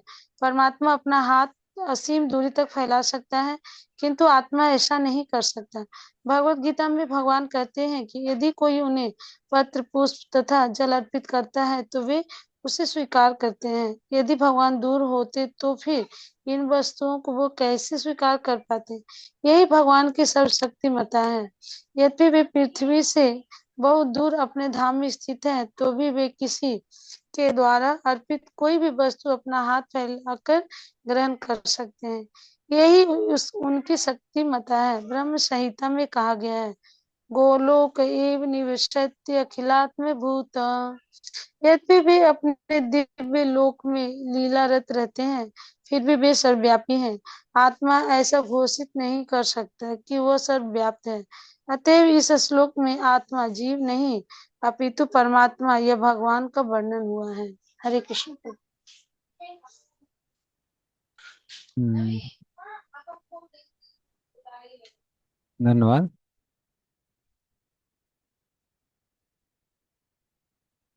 तो उन परमात्मा का वर्णन यहाँ किया गया है। सर्वता पाणी, पाणी मतलब हाथ होता है, पादम मतलब पैर, तो हर जगह उनके हाथ और पैर हैं। सर्वतो अक्षी, अक्षी का मतलब होता है आंख, सिरो मतलब होता है सर, और मुखा मतलब मुंह। तो हर जगह उनकी आंख है, सर है, मुख है। सर्वता श्रुति लोके, हर जगह उनके कान है। सर्वम आवृत्ति तिष्ठति, इस तरह से वो सर्वव्यापी हैं, हर जगह विद्यमान है। तो इस तरह चतुर्भुज रूप में भगवान हर जगह विद्यमान है, इसलिए उनके हर जगह हाथ पैर इत्यादि सब कुछ है। लेकिन जो ब्रह्मवादी उसको इस तरह से लेते हैं कि अरे हर जगह उनके हाथ पैर हैं, तो सर्वम खलितम ब्रह्म, तो हर जगह ब्रह्म व्याप्त है, या ब्रह्म वेदम सर्वम, ब्रह्म सब जगह है। हम्म, तो इस तरह से वो लोग लेते हैं। लेकिन भक्त लोग कैसे देखते हैं कि वो परमात्मा रूप में भगवान सब जगह विद्यमान है। हम्म, तो उसको एक तरह से वो लिया जा सकता है कि सब जगह जीव है, जीव के हाथ और पैर सब जगह है, और परमात्मा के हृदय में है। तो उस तरह से बोल सकते हैं कि हाँ भाई उनका हाथ पैर सब जगह है। हम्म, या फिर एक और तरीका उसको समझने का क्या है कि क्योंकि परमात्मा सब जगह है, इसलिए परमात्मा के हाथ पैर मुख इत्यादि तो हैं, तो इस तरह से परमात्मा भी सब जगह सर्वव्याप्त है। चार आयु चतुर्बाहु सुजाति रुचिरानम, तो चार आयुध, चार हाथों में उन्होंने चार वो लिए हुए हैं, शंख चक्र गदा पद्म लिए हुए हैं। चलिए अगले श्लोक में चलते हैं। सर्वेन्द्रिय गुणाभाषम सर्वेन्द्रिय विवर्जितम असक्तम सर्वभृत्यैव निर्गुणम भक् गुण भोक्तृ च। पढ़िए इसका अर्थ और तात्पर्य। बड़े प्रभु, हाँ जी पढ़िए। परमात्मा समस्त इंद्रियों के मूल स्रोत हैं, फिर भी वे इंद्रियों से रहित हैं। वे समस्त जीवों के पालन करता होकर भी अनासक्त हैं। वे प्रकृति के गुणों से परे हैं, फिर भी वे भौतिक प्रकृति के समस्त गुणों के स्वामी हैं। तात्पर्य, यद्यपि परमेश्वर समस्त जीवों की समस्त इंद्रियों के स्रोत हैं, फिर भी वे जीवों की तरह अनेक भौतिक इंद्रियां नहीं होती। वास्तव में जीवों में आध्यात्मिक इंद्रियां होती हैं, लेकिन बद्ध जीवन में वे भौतिक तत्वों के से आच्छादित रहती हैं। अतएव इंद्रिय कार्यों का प्रकट पदार्थ द्वारा होता है। परमेश्वर की इंद्रियां इस तरह आच्छादित नहीं रहती, उनकी इंद्रियां दिव्य होती हैं, अतएव निर्गुण कहलाती हैं। गुण का अर्थ है भौतिक गुण, लेकिन इनकी इंद्रियां भौतिक आवरण से रहित होती हैं। यह समझ लेना है चाहिए कि उनकी इंद्रियां हमारी इंद्रियां जैसी नहीं होती। यद्यपि हमारे समस्त इंद्रिय कार्यों के स्रोत हैं, लेकिन उनकी इंद्रियां दिव्य होती हैं, जो कल्मष रहित होती हैं। इसकी बड़ी ही सुंदर व्याख्या श्वेताक्षर उपनिषद में पानी पादो जौने ग्रहीता श्लोकों में हुई है। भगवान के हाथ भौतिक कल्मशों से ग्रस्त नहीं होते, अतः उन्हें जो कुछ अर्पित किया जाता है उसे वे अपने हाथों से ग्रहण करते हैं। बद्ध जीव का तथा परमात्मा में यही अंतर है। उनके भौतिक नेत्र नहीं होते, फिर भी उनके नेत्र होते हैं, अन्यथा वे कैसे देख सकते हैं? वे सब कुछ देखते हैं, भूत वर्तमान तथा भविष्य। वे जीवों के हृदय में वास करते हैं, और वे जानते हैं कि भूतकाल में हमने क्या किया, अब क्या कर रहे हैं, और भविष्य में क्या होने वाला है। इसकी पुष्टि भगवत गीता में हुई है। वे सब कुछ जानते हैं, किंतु उन्हें कोई नहीं जानता।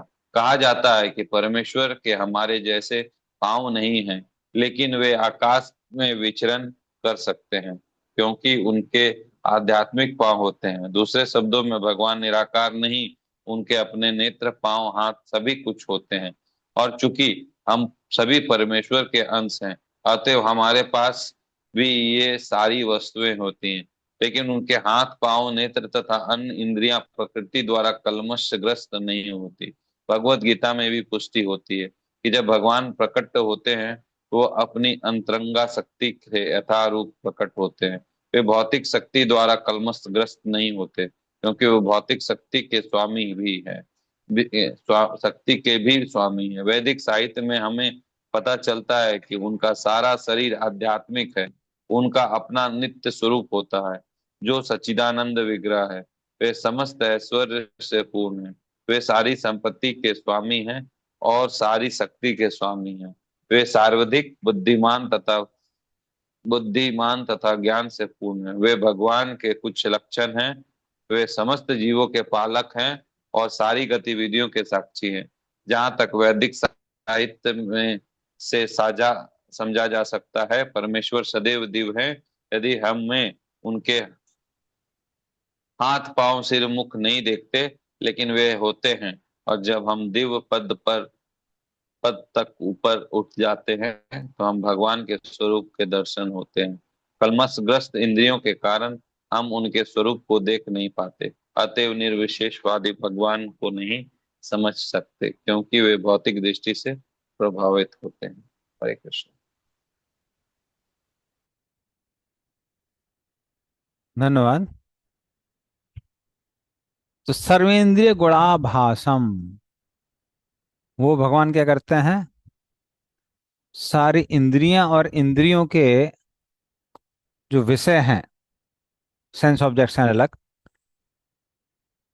उनको प्रकाशित करते हैं।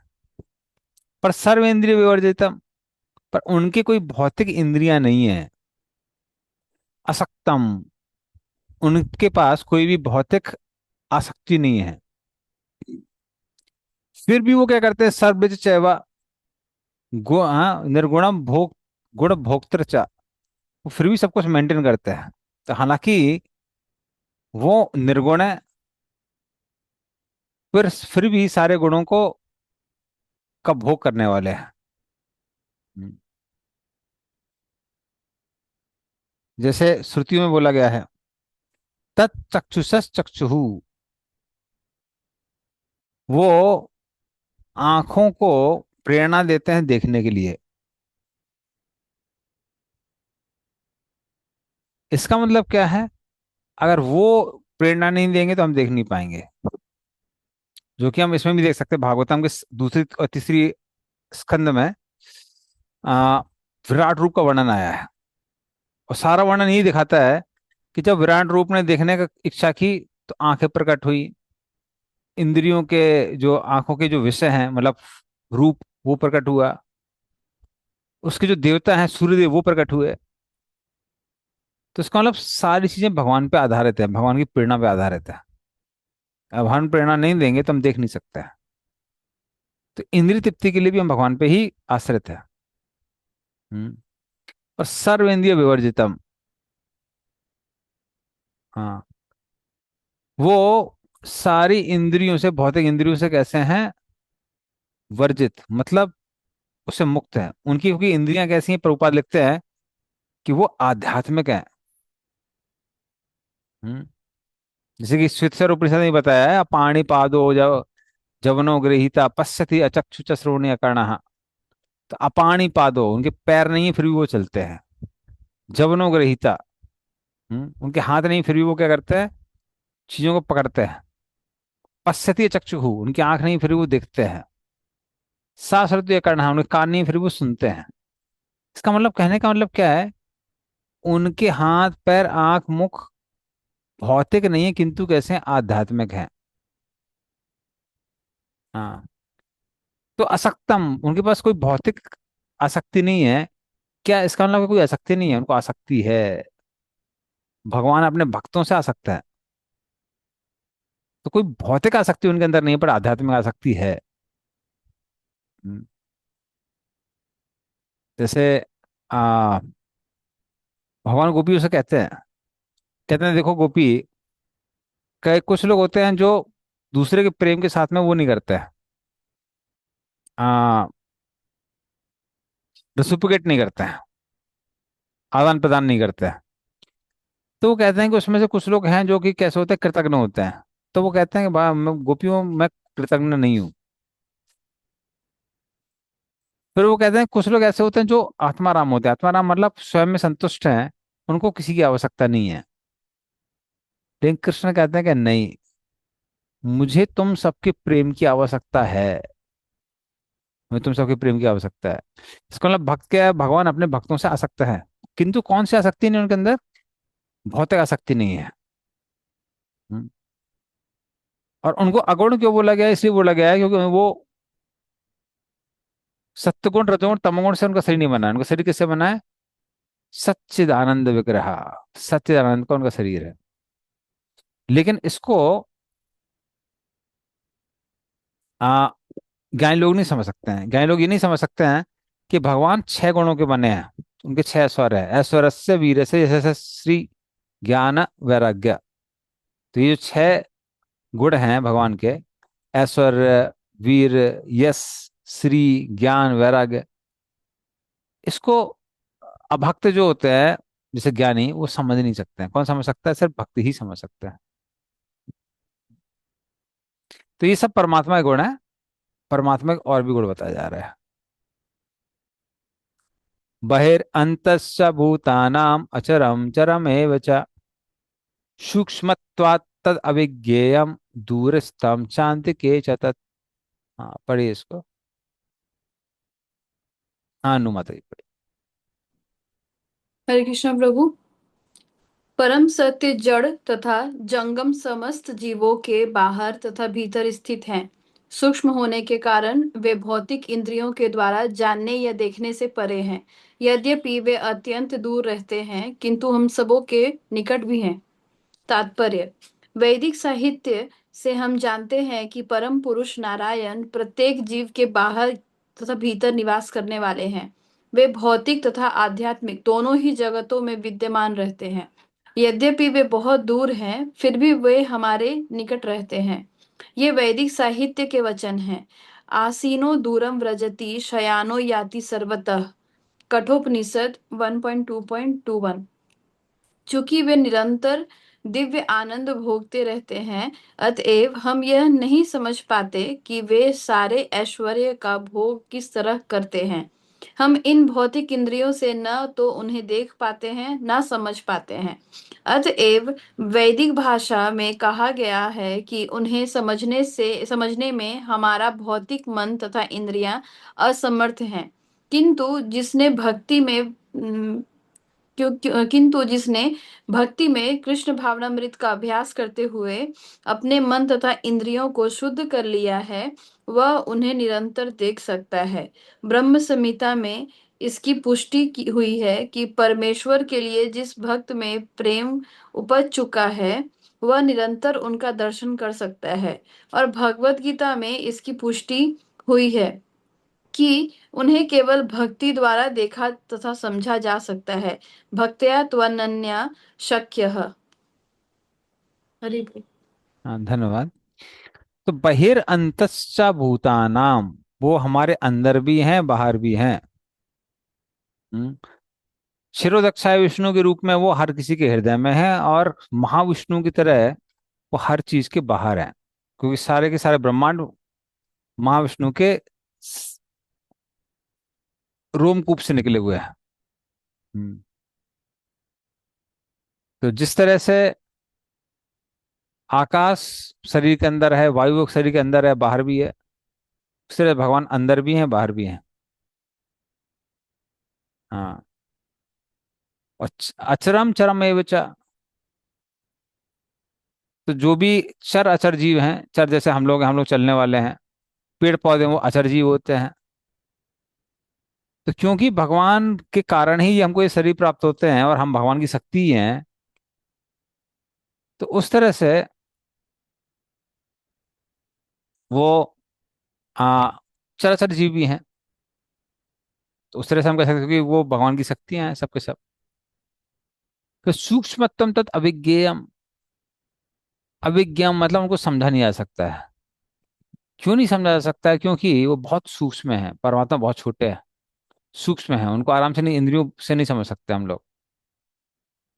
हाँ। और फिर वो क्या लिखा हुआ है, दूरस्थम चांति के तत्, ये मुंडकोपनिषद में लिखा था, दूराद सुदूरे तद इहांतिके च पश्यतस्य इहेव निहितम गुहायम। भगवान बहुत बहुत दूर हैं और बहुत बहुत पास में भी हैं। तो जो भगवान को का साक्षात्कार कर लेते हैं उनके लिए बहुत पास है, बल्कि आत्मा के सबसे पास कौन है, परमात्मा है।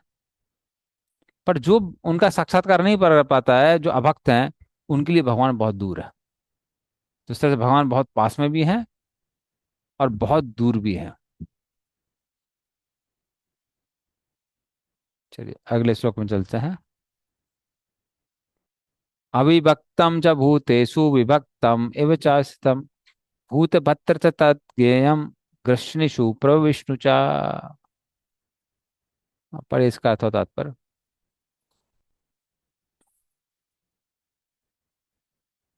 हाँ जय प्रभु। हरे कृष्ण मैं प्रभु। हरे कृष्ण प्रभु। यद्यपि परमात्मा समस्त जीवों के मध्य विभाजित प्रतीत होता है, लेकिन वह कभी भी विभाजित नहीं है। वह एक रूप में स्थित है। यद्यपि वह प्रत्येक जीव का पालन करता है, लेकिन यह समझना चाहिए कि वह सबों का संहार करता है और सबों को जन्म देता है। तात्पर्य, भगवान सबों के हृदय में परमात्मा रूप में स्थित हैं। तो क्या इसका अर्थ यह हुआ कि वो बटे हुए हैं? नहीं, वास्तव में वे एक हैं। यहाँ पर सूर्य का उदाहरण दिया जाता है। सूर्य मध्याह्न समय अपने स्थान पर रहता है, लेकिन यदि कोई चारों ओर 5,000 मील की दूरी पर घूमे और पूछे कि सूर्य कहाँ है, तो सभी लोग यही कहेंगे कि वह उसके सिर पर चमक रहा है। वैदिक साहित्य में यह उदाहरण यह दिखाने के लिए दिया गया है कि यद्यपि भगवान अविभाजित हैं, लेकिन इस प्रकार स्थित हैं मानो विभाजित हों। यही नहीं, वैदिक साहित्य में यह भी कहा गया है कि अपनी सर्वशक्तिमता के द्वारा एक विष्णु सर्वत्र विद्यमान है। जिस तरह अनेक पुरुषों को एक ही सूर्य की प्रतीति अनेक स्थानों में होती है, यद्यपि परमेश्वर प्रत्येक जीव के पालन करता है, किंतु प्रलय के समय सबों का भक्षण कर जाते हैं। इसकी पुष्टि 11वें अध्याय में हो चुकी है। ये जहां भगवान कहते हैं कि वे कुरुक्षेत्र में एकत्र सारे योद्धाओं का भक्षण करने के लिए आए हैं। उन्होंने यह भी कहा है कि वे काल के रूप में सबका भक्षण करते हैं। वे सबके प्रलयकारी और संहार करता है। जब सृष्टि की जाती है तो वे सबों को मूल स्थिति से विकसित करते हैं और प्रलय के समय उन सबों को निगल जाते हैं। वैदिक स्तोत्र पुष्टि करते हैं कि वे समस्त जीवों के मूल तथा सबके आश्रय स्थल हैं। सृष्टि के बाद सारी वस्तुएं उनकी सर्वशक्तिमता पर टिकी रहती हैं और प्रलय के बाद सारी वस्तुएं पुनः उन्हीं में विश्राम पाने के लिए लौट आती हैं। ये सब वैदिक स्तोत्रों की पुष्टि करने वाले हैं। यतो वा इमानि भूतानि जायन्ते येन जातानि जीवन्ति यत् यत् पर्यन्त विसन्ति तद ब्रह्म जिज्ञासस्व। हरे कृष्ण। धन्यवाद। तो अविभक्तम, हाँ, तो वो एक ही है, डिवाइडेड नहीं है, एक ही व्यक्ति है। च भूतेषु विभक्तम एवं च स्थितम, लेकिन वो बटे हुए भी हैं। हाँ, तो वो सारे चर अचर जीवों में सब जगह व्याप्त है और फिर भी वो एक ही है। जैसे भगवान को बोलते हैं भूत भर्तिर, तो एक ही नारायण सारे जीवों का की रक्षा करते हैं। तो किस तरह से तो उस तरह से वो कैसे रूप में करते हैं, परमात्मा रूप में करते हैं। तो प्रभुपाद ने बड़ा अच्छा उदाहरण दिया है। प्रभुपाद कई बार बताते भी है कि जब वो कलकत्ता में थे और अपने छोटे, जो उनका बेटा है, उनका नाम है वृंदावन चंद्र डे, तो मैं मिला उनसे 2-3 बार। तो वो उनके साथ में जा रहे थे प्रभुपाद, तो उनका बेटा उनको बोल रहा था कि पापा, ये सूर्य हमारे साथ साथ क्यों चल रहा है। तो जब हम बड़ा बाजार में थे, वो बड़ा बाजार में था। हम्म फिर हम कहीं और जाते हैं तो कहीं और जाता है, फिर कहीं हम और कैनिंग स्ट्रीट जाते हैं, कैनिंग स्ट्रीट चला जाता है, वहां जाते हैं कहीं और चला जाता है। तो जहां जहां हम जा रहे हैं सूर्य हमारे साथ क्यों चल रहा है? तो प्रभुपाद ने बोला कि देखिए, एक भौतिक सूर्य के पास भी वो शक्ति है कि वो एक स्थान में रहते हुए भी अलग अलग स्थानों में दिखाई पड़ता है। मतलब मीलों दूर तक व्यक्ति क्या बोलेगा, सूर्य हमारे सर पे है। तो अगर दूसरा उदाहरण क्या देते हैं कि मान लिया अलग अलग घड़े रख देते हैं, उसमें पानी रख देते हैं, तो ऐसा लगेगा कि हर घड़े के अंदर एक एक सूर्य है, परछाई पड़ती है, पर सूर्य कैसा एक ही है। तो उसी तरह से एक ही भगवान सबके हृदय में अलग अलग विद्यमान दिखाई देते हैं। हाँ। और फिर उनके बारे में क्या लिखा है, भूत भरते मतलब वो सबका भरण पोषण करने वाले हैं, उनकी रक्षा करने वाले हैं। हम्म। तो माता के घर में जब बच्चा रहता है, माता क्या कर सकती है? कुछ नहीं कर सकती। फिर भी भगवान ने प्लेसेंटा बनाया हो जिससे ऑटोमेटिकली उसके पास क्या पहुंचता रहता है, भोजन पहुंचता रहता है। जैसे बच्चा जन्म लेता है तो माता के शरीर में दूध आ जाता है। जब खाने लायक हो जाता है फिर भोजन का प्रबंध हो जाता है। फिर कई बार पेरेंट्स को बहुत चिंता होती है कि हम अपने बच्चों का वो कैसे करेंगे, भरण पोषण कैसे करेंगे, उनकी जिम्मेदारी लेते हैं। लेकिन बहुत सारे जीव जंतु हैं, उनकी जिम्मेदारी कौन ले रहा है? भगवान ही ले रहा है। तो एक चींटी से लेके एक हाथी तक, तो हाथी को एक बड़े बड़े राजा लोग मेंटेन नहीं कर पाते हैं, बट हजारों लाखों करोड़ों हाथी जंगल में रहते हैं, भगवान सबको मेंटेन कर लेते हैं। तो इसलिए उनको क्या बोला जाता है, भूत भर्तर बोला जाता है। तो इस तरह से वो क्या करते हैं, सारे जीवों की रक्षा करते हैं, उनको मेंटेन करते हैं। जब समय आता है ग्रहिष्णु, तब वो क्या करते हैं, प्रलय काल में सबको ग्रहण भी कर लेते हैं, खा लेते हैं।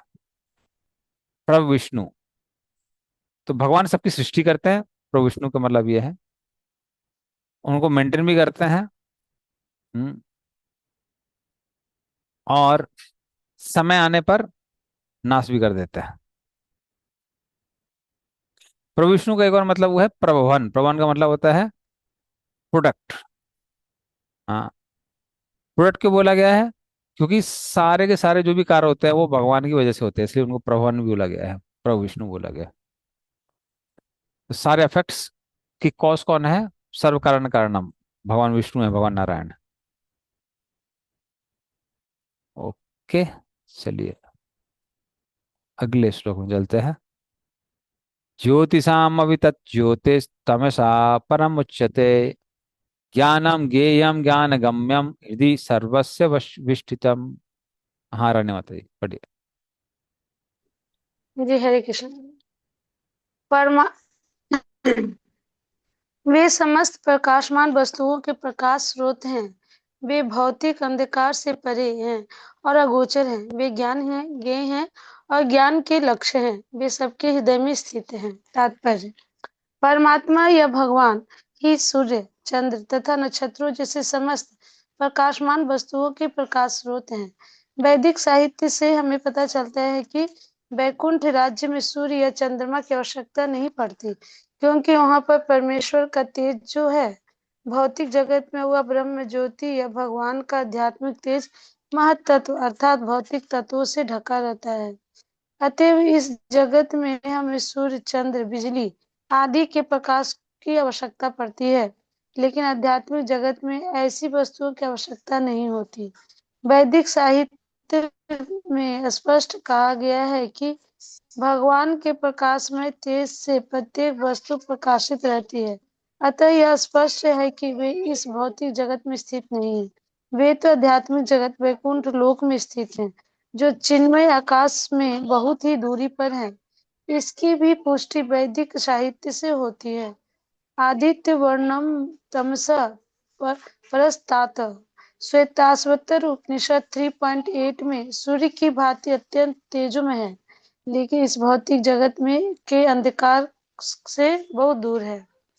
उनका ज्ञान दिव्य है। वैदिक साहित्य पुष्टि करता है कि ब्रह्मा घनीभूत दिव्य ज्ञान है, जो वैकुंठ लोक को जाने को इच्छुक है। उसे परमेश्वर द्वारा ज्ञान प्रदान किया जाता है, जो प्रत्येक हृदय में स्थित है।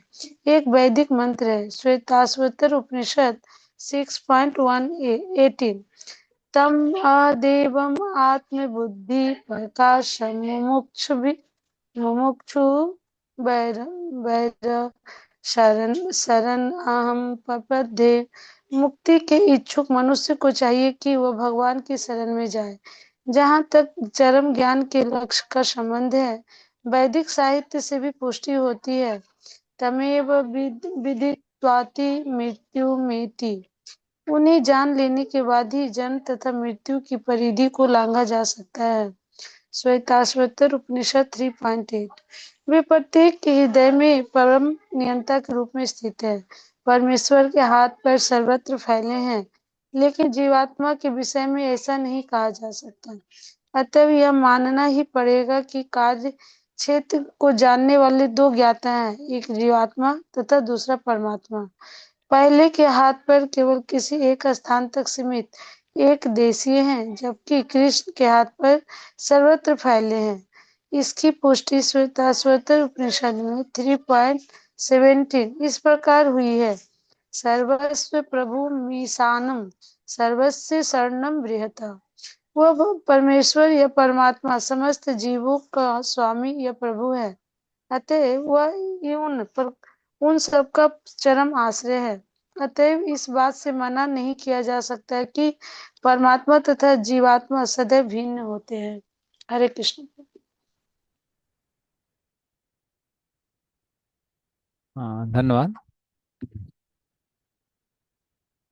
तो ज्योतिषाम अपि तत् ज्योतिष, सारे ज्योतियों की मैं ज्योति हूं, भगवान कहते हैं।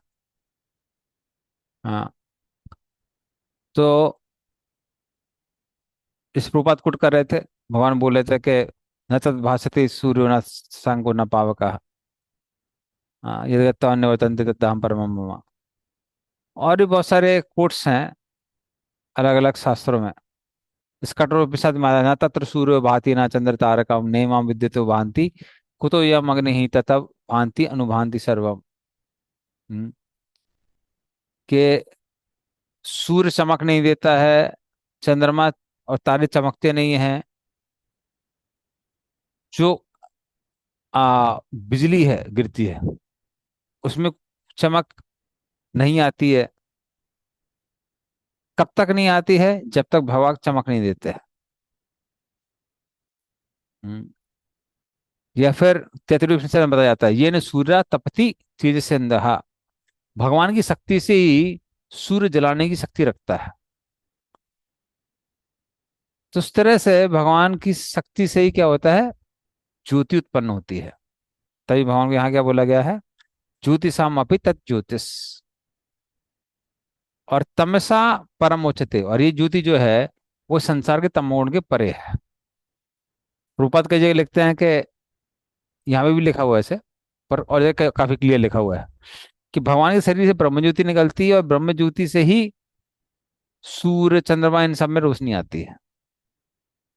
हाँ, रूपद कई बार बोलते हैं कि सनलाइट इज ए रिफ्लेक्टेड ब्रह्म ज्योति। ब्रह्म ज्योति का रिफ्लेक्शन है। और ब्रह्म ज्योति कहाँ से आती है? भगवान से आती है। और फिर उनको बोला गया कि इस तरह से भगवान वो है। फिर ज्ञानम ज्ञेयम ज्ञान गम्यम। ज्ञान, ज्ञ मतलब जानने का जो विषय है, और ज्ञान गम्य का मतलब जो ज्ञान की प्रोसेस है। हाँ, तो वो भगवान क्या बोलते हैं? भगवान बोलते हैं ये सारी की सारी चीजें मैं ही हूं। तो भगवान ही ज्ञान प्रकट करके हमारे बुद्धि को विकसित करते हैं, जिससे हम चीजों को जान पाते हैं। तो ज्ञानम इस तरह से हो गया। ज्ञेय मतलब जीव और परमात्मा। जीव भगवान की शक्ति और परमात्मा तो स्वयं भगवान ही है। हम्म, और ज्ञान गम्य मतलब जो ज्ञान की प्रोसेस है, जैसे अमानित्यम अधमित्यम इत्यादि, उन गुणों को उत्पन्न करके हम ज्ञान को प्राप्त कर सकते हैं। तो इस तरह से ये सारी चीजें भगवान बोलते हैं मैं ही हूं। और फिर क्या लिखा हुआ है? हृदय सर्वस्य विष्टितम।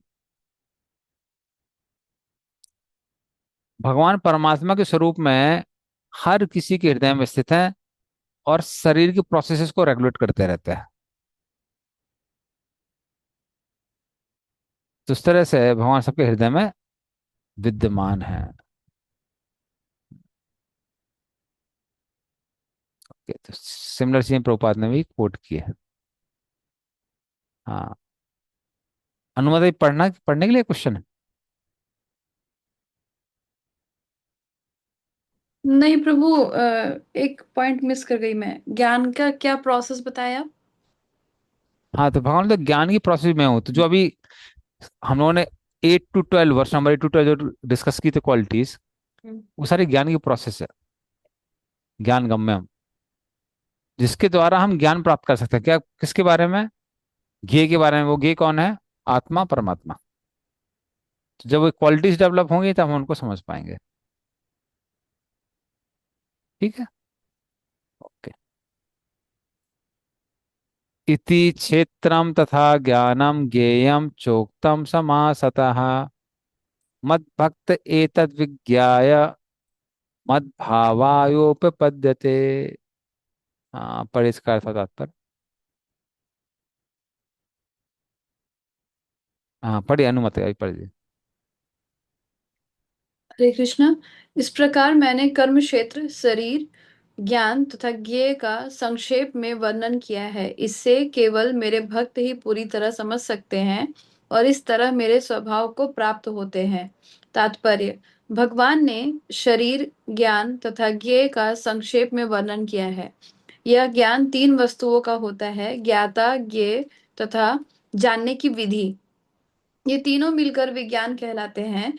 पूर्ण ज्ञान भगवान के अनन्य भक्तों द्वारा प्रत्यक्षतः समझा जा सकता है, अन्य इसे समझ पाने में असमर्थ रहते हैं। अद्वैतवादियों का कहना है कि अंतिम अवस्था में ये तीनों बातें एक हो जाती हैं, लेकिन भक्त इसे नहीं मानते। ज्ञान तथा ज्ञान के विकास का अर्थ है अपने आप को कृष्ण भावनामृत में समझना।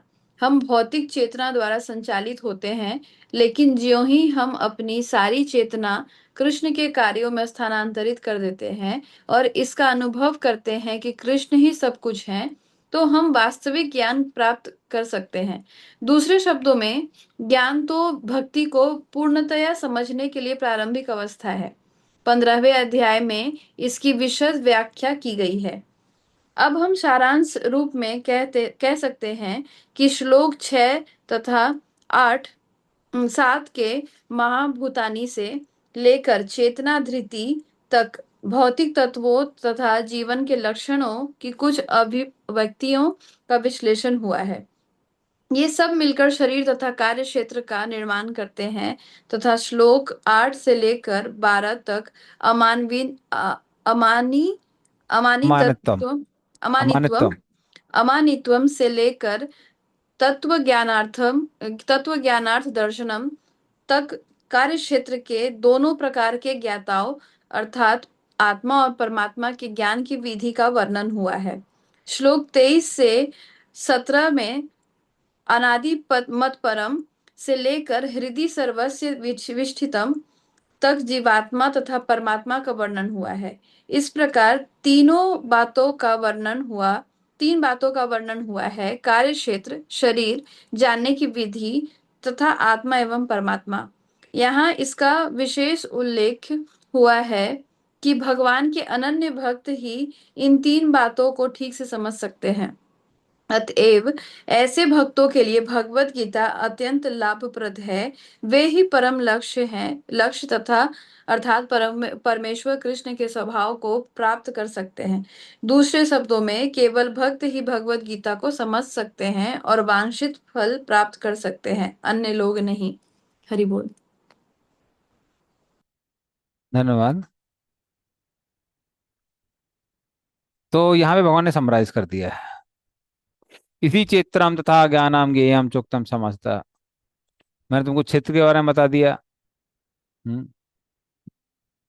तो 5 पंच महाभूत, धृति इत्यादि, जो 5 और 6 नंबर श्लोक में दिए हुए थे।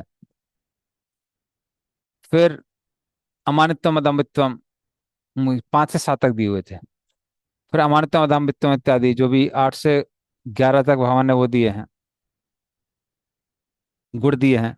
तो ये क्या है, ये ज्ञान है। और फिर 12 से लेकर 18 तक जो भगवान ने बताया है, हाँ, कि हम जो ज्ञान का विषय है आत्मा परमात्मा, उनके बारे में बताया गया है, जो कि अनादि से स्टार्ट होता है और अधिकतम तक जाता है। तो भगवान बोलते हैं, ये सब मैं तुमको बता चुका हूँ अर्जुन। तो मद भक्ता तद विज्ञाया मद भावोपपद्यते। भक्त इसको समझकर मेरे प्रति भाव प्रकट करता है कि अरे सब कुछ तो कृष्ण ही है। हम्म। तो जो ज्ञानी होते हैं वो थोड़ा सा भक्ति ग्रहण करते हैं और भगवान में क्या करते हैं, मद भाव आया, उनमें प्रवेश कर जाते हैं। लेकिन जो भगवान के शुद्ध भक्त होते हैं, एकांत भक्त होते हैं, तो एतद विज्ञाया, वो समझ जाते हैं कि अरे भगवान इतने शक्तिशाली हैं। तो मद भावाया, वो उनके अंदर कृष्ण के प्रति भाव और प्रेम प्रकट हो जाता है। तो इस तरह से ये श्लोक दोनों तरह से ले सकता है। ज्ञानी के लिए जो भक्ति वो थोड़ी सी है, इसी मद भावाया का मतलब वो भगवान की ब्रह्मज्योति में प्रवेश करता है। और जो भक्त है वो एतद विज्ञाया, वो समझ जाता है कृष्ण कौन है, कृष्ण कितने महान है। तो उसका कृष्ण के प्रति और क्या जाता है, प्रेम और भाव बढ़ जाता है, मद भाव आया। तो इस तरह से उसको दोनों के लिए ले सकते हैं, भक्तों के लिए भी ले सकते हैं और ज्ञानी के लिए भी ले सकते हैं। बट प्रभुपाद ने जो ट्रांसलेशन दिया वो ये दिया है कि भक्ति ही पूर्ण रूप से जान सकता है। उसका मेन रीजन क्या है कि जो आत्मा परमात्मा का साक्षात्कार ज्ञानियों का होता है वो अधूरा होता है, वो पूर्ण नहीं होता है। जैसे ज्ञानी का साक्षात्कार करते हैं, अहम ब्रह्मास्मि, मैं ब्रह्म हूँ, मैं आत्मा हूँ, मैं भौतिक पदार्थों से अलग हूँ। लेकिन वो ये नहीं समझते हैं कि मैं आत्मा हूं और मैं उस भगवान का हिस्सा हूं। तो उनको ये साक्षात्कार नहीं, तो उनका रूप कैसा है। कोई ब्रह्म ज्योति में इतनी चमक होती है, उसको देख के उनको लगता है कि हम भी ब्रह्म का हिस्सा है, कुछ दिखाई नहीं देता है। लेकिन उनको ये नहीं पता चलता है कि हमारा एक रूप है, भगवान का भी एक रूप है, और हमारा उनके साथ एक रिश्ता है, नित्य रिश्ता है। ये किसको पता चलता है, ये भक्त को ही पता चलता है। तो भक्त को तीनों का साक्षात्कार होता है, ब्रह्म का, परमात्मा का, भगवान का। उसको पता है ये ब्रह्म ज्योति है, वो भगवान के शरीर से निकली हुई किरणें है। उसको पता चल जाता है कि जो ये परमात्मा है, परमात्मा का साक्षात्कार मतलब भगवान इस संसार के सृष्टिकर्ता, पालनकर्ता और विध्वंस करता है, क्रिएटर, मेंटेन, डिस्ट्रॉयर। और भगवान का मतलब हमारा भगवान के साथ, कृष्ण के साथ, राम के साथ, नरसिंह देव के साथ कोई रिश्ता है। तो ये भक्ति ही समझ सकता है पूर्ण रूप से, ज्ञानी योगी नहीं समझ सकता है। तो इवन आत्मा का साक्षात्कार जो होता है वो ज्ञानियों का अधूरा होता है, पूरा नहीं होता है। इसलिए भगवान कहते हैं मेरा भक्त ही इसको समझ सकता है और कोई नहीं समझ सकता। ठीक है, चलिए। प्रकृतिम पुरुषम चैवा, अ, हाँ, विद्धि अनादि उभावपि विकारांश गुणांश्चैव विद्धि प्रकृति संभवान। हाँ, पढ़िए इसका अर्थ हो तात्पर्य। हरे कृष्ण प्रभु। मैं पढ़ूं? हाँ जी, पढ़िए। प्रकृति तथा जीवों को अनादि समझना चाहिए।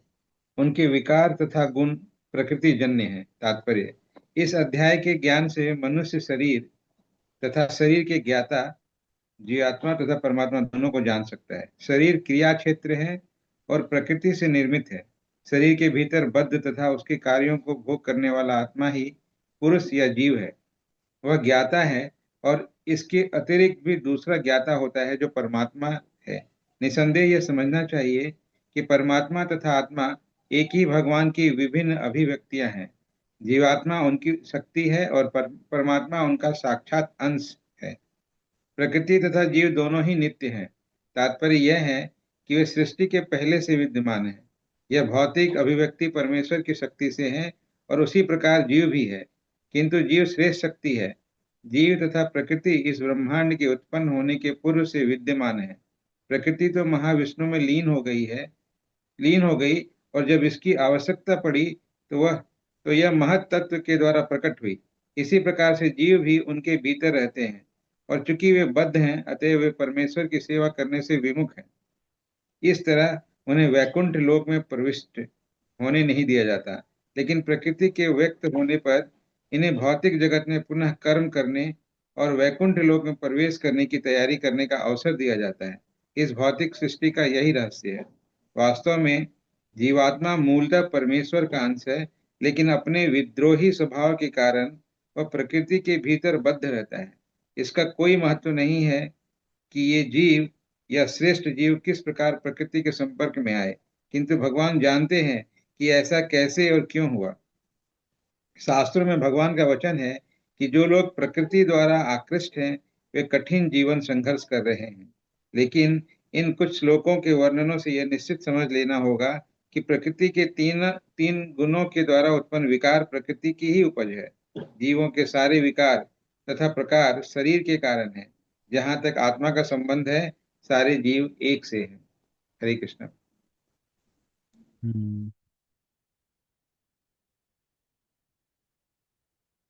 तो इस श्लोक में भगवान कह रहे हैं, क्योंकि अर्जुन जब वो पिछला श्लोक सुनता है वो कहता है कि भगवान आपने परमात्मा को पता है कि वो ज्ञेय हैं, जानने वाले हैं। हाँ, तो पहले भगवान ने बोला था ना, क्षेत्रम चापी माम विद्धि सर्व क्षेत्रेषु भारत।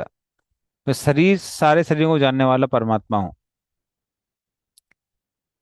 लेकिन जो जीव है वो भी जानने वाला है।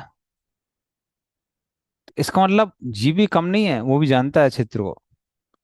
तो ये जीव माया के संपर्क में आता कैसे है, कहाँ से वो प्रारंभ हुआ है? तो भगवान यहाँ क्या बोल रहे हैं? भगवान कहते हैं कि माया और जीव दोनों अनादि हैं, हमेशा से हैं, वो साइक्लिक चलता रहता है। जब महाविष्णु सांस छोड़ते हैं तो सृष्टि होती है, आती है। तो जब महाविष्णु सांस ले लेते हैं तो वही सृष्टि किस्म परिवर्तित हो जाती है प्रधान में, जिसमें तीनों गुण सत्वगुण रजोगुण तमोगुण बैलेंस होते हैं। लेकिन दोनों दोनों कैसे अनादि हैं, दोनों का आदि नहीं है कोई। हम्म। जैसे भगवान बोलते हैं ना, भूमि वायु खमनो बुद्धरे विचार अहंकारति मने भ्रलना प्रकृति अपरियाम देस्तु अन्नम प्रकृति विधि परम जीवित महाराज ये तम झारते जगत। तो समझ में आता है कि भौतिक पदार्थ और जीव दोनों ही अनादि हैं, क्योंकि दोनों के दोनों क्या है, भगवान की ही शक्ति है। और भगवान नित्य हैं, उस तरह से ये शक्तियां भी कैसी हैं, नित्य हैं। जैसे भगवान अनादि हैं, ये शक्तियां भी अनादि हैं। हम्म। तो हालांकि इन दोनों कनेक्शन है, फिर भी दोनों अलग अलग हैं। हाँ, कैसे अलग है? जो भौतिक प्रकृति है वो तीन गुणों से निर्मित है, सत्व गुण रजोगुण तमोगुण। हम्म। उससे ही हमारा शरीर बनता है, हमारी इंद्रियां बनती हैं, प्राणवायु बनती है, सब इसी से बनता है। उसी से भौतिक सुख दुख पश्चात ये सब विकार उत्पन्न होते हैं। लेकिन जीव कैसा है? जीव आध्यात्मिक है। वो सत्वगुण रजोगुण तमोगुण का नहीं बना है, वो सच्चित आनंद का बना हुआ है। तो दोनों में कैसा है? अंतर है। भगवान बोले डिफरेंस है, वो सेम नहीं है। और उसी को भगवान और एलोबरेट करते हैं अगले श्लोक में। कार्य कारण कर्तृत्व हेतु प्रकृतिरुच्यते पुरुष सुख दुखानाम भोक्तृत्व हेतुरुच्यते। पढ़े इसका अर्थ होता पर।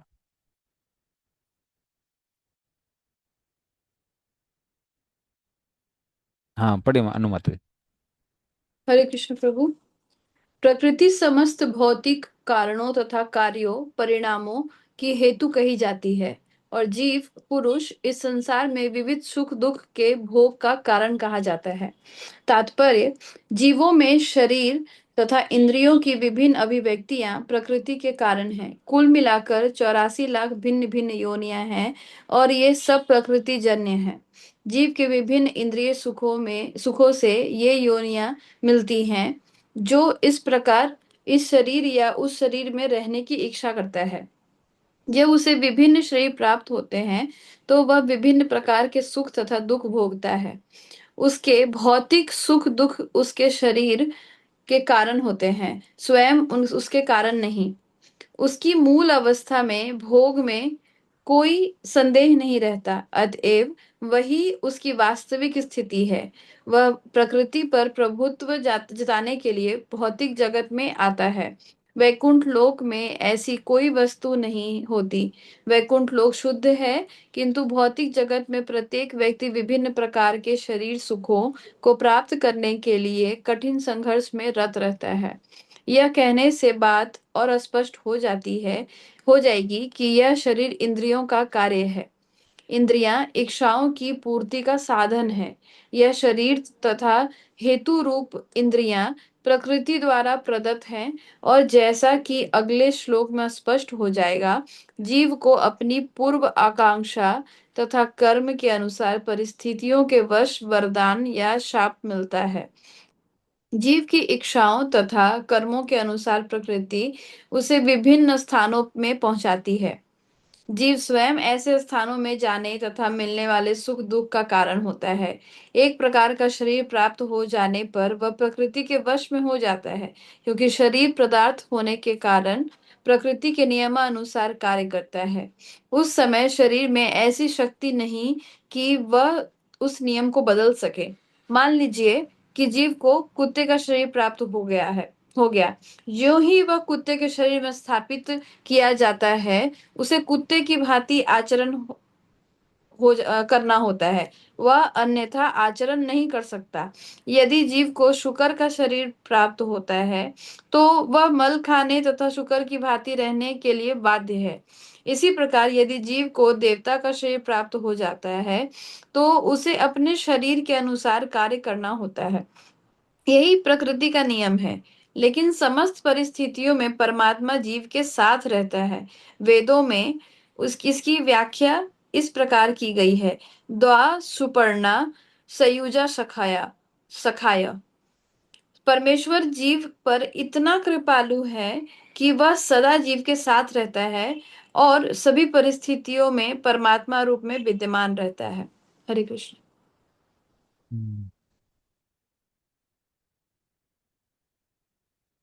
धन्यवाद। तो जीव कैसे प्रकृति से कनेक्ट होता है, हालांकि वो भी ज्ञेय है और क्षेत्रज्ञ है, क्षेत्र का ज्ञाता है, तो उसका इसमें वर्णन किया गया है। तो कार्य कारण कर्तृत्व हेतु प्रकृति उच्यते। प्रकृति जीव के आ, इस दुखद कारण का स्रोत है। क्योंकि उसके कारण क्या होता है, जीव जब प्रकृति हमको शरीर देती है, इसको कार्य कहा गया है यहाँ पे, तो उससे क्या होता है कारण, उससे सुख और दुख, इंद्रियों से जो मिलने वाला सुख और दुख, वो दोनों के दोनों मिलते हैं। इंद्रियों में जब इंद्रियों का तर्पण होता है तो सुख मिलता है, और इंद्रियों को जब कष्ट पहुंचाया जाता है तो दुख मिलता है। हाँ। और कर्तृत्व, तो कर्तृत्व किसको बोला गया है, इंद्रियों के जो अलग अलग देवता है। जैसे आंख के देवता कौन है, सूर्य देव। कान के दिग देवता होते हैं। जीव के आ अग्निदेव होते हैं, बोलने वाला जो सिस्टम है। चखने वाला जो सिस्टम है उसके आ वरुण देव होते हैं। नाक के अश्विनी कुमार होते हैं। त्वचा के वायुदेव होते हैं। तो उस तरह से ये सारे के सारे कौन से अलग अलग देवता हैं, वो कर्तृ बोला गया है। तो इन सब के मिश्रण से क्या होता है, सुख मिलता है और दुख मिलता है। कभी इंद्रिय तृप्ति मिलती है तो सुख मिलता है, कष्ट मिलता है तो दुख मिलता है। जैसे अगर मान लीजिए अभी इस समय अगर आप एसी में बैठे हुए हो तो सुख मिलेगा, लेकिन जैसी गर्मी में जाते हैं, यहाँ पे टेम्परेचर, यहाँ पे लाइट नहीं आ रही ठीक से 4-5 दिन से, तो फिर क्या दुख मिलने लगता है। तो वही त्वचा पहले कभी सुख देती है, कभी क्या देती है, दुख देती है। तो उससे प्रकृति कि संग के कारण आ, जीव के शरीर में अलग अलग चेंजेस आते हैं, और जब शरीर को दुख मिलता है तो जीव को क्या लगने लगता है कि मुझे दुख प्राप्त हो रहा है। हालांकि कष्ट किसको मिल रहा है? जीव को नहीं मिल रहा है, वो शरीर को ही मिल रहा है। तो क्योंकि जीव क्या बोलता है? पुरुषा, हाँ, पुरुषा सुख दुखा नाम भोगते हेतु उच्यते। उसको लगता है मैं भोगता हूं तो दुख भी झेलना पड़ता है। जैसे मान लीजिए, आ, अगर आप कोई कार खरीदते हैं तो आप ये नहीं बोल सकते हम सिर्फ कार में जाएंगे, नहीं। कार में जाओगे तो पेट्रोल भी भरवाना पड़ेगा, कार साफ भी करनी पड़ेगी, कार को पार्क करने के लिए जगह भी ढूंढनी पड़ेगी, पार्किंग फीस भी देनी पड़ेगी। और जब घर में लेके आओगे तो पार्किंग स्पेस भी चाहिए आपको, और कहीं की कुछ पंचर हो गया, ये वो हो गया, तो मेंटेन भी करना पड़ेगा। तो सुख के साथ में संसार में दुख भी मिलता है, वो ऑटोमेटिक है। उसी तरह से ये जब शरीर में लाया तो जब इंद्रिय तृप्ति होती है तो अच्छा लगता है, पर एक कष्ट भी देता है, कष्ट भी देता है। तो ऑलरेडी हमने डिस्कस किया था कैसे आ, तीन गुणों के कारण इंद्रिय, इंद्रियों के विषय और इंद्रियों के देवता, इन तीनों के इंटरेक्शन के कारण क्या होता है? फंक्शंस होते हैं संसार में। जैसे आंख है, आंख अपने आप में काफी नहीं है, कुछ देखने के लिए होना चाहिए, वो इंद्रियों का विषय हो गया। फिर सैंक्शनिंग, उसके गॉड कौन है, देवता कौन है? वो है सूर्यदेव। तो जब आंख कुछ चीज इसको देखी और सूर्यदेव ठप्पा लगा देंगे तो हम देख सकते हैं। हम्म। तो उस तरह से तीनों के कॉम्बिनेशन से क्या होता है? फंक्शन सारे के सारे होते हैं शरीर के। बट ये कभी सुख में हो सकते हैं, कभी दुख में भी हो सकते हैं। हाँ। तो इस तरह से इस शरीर से सुख भी मिलता है जीव को, और दुख भी मिलता है। तो इस तरह से ये जो जीव है ये किससे अलग है? आ, ये परमात्मा से अलग है, क्योंकि ये सुख दुख को भोगता है, जबकि परमात्मा सुख दुख को नहीं भोगते हैं, वो सुख ही प्राप्त करता है। तो इस तरह से इन दोनों में अंतर है। ओके, चलिए तो अभी एंड करते हैं। 22 नंबर श्लोक से हम नेक्स्ट क्लास में वो करेंगे कंटिन्यू। श्रीमद् भगवद गीता की जय। श्री प्रभुपाद की जय। वांछा कल्पतरुभ्यश्च कृपा सिंधुभ्यश्च पतितानां पावनेभ्यो नमो नमः। श्री प्रभुपाद की जय। जय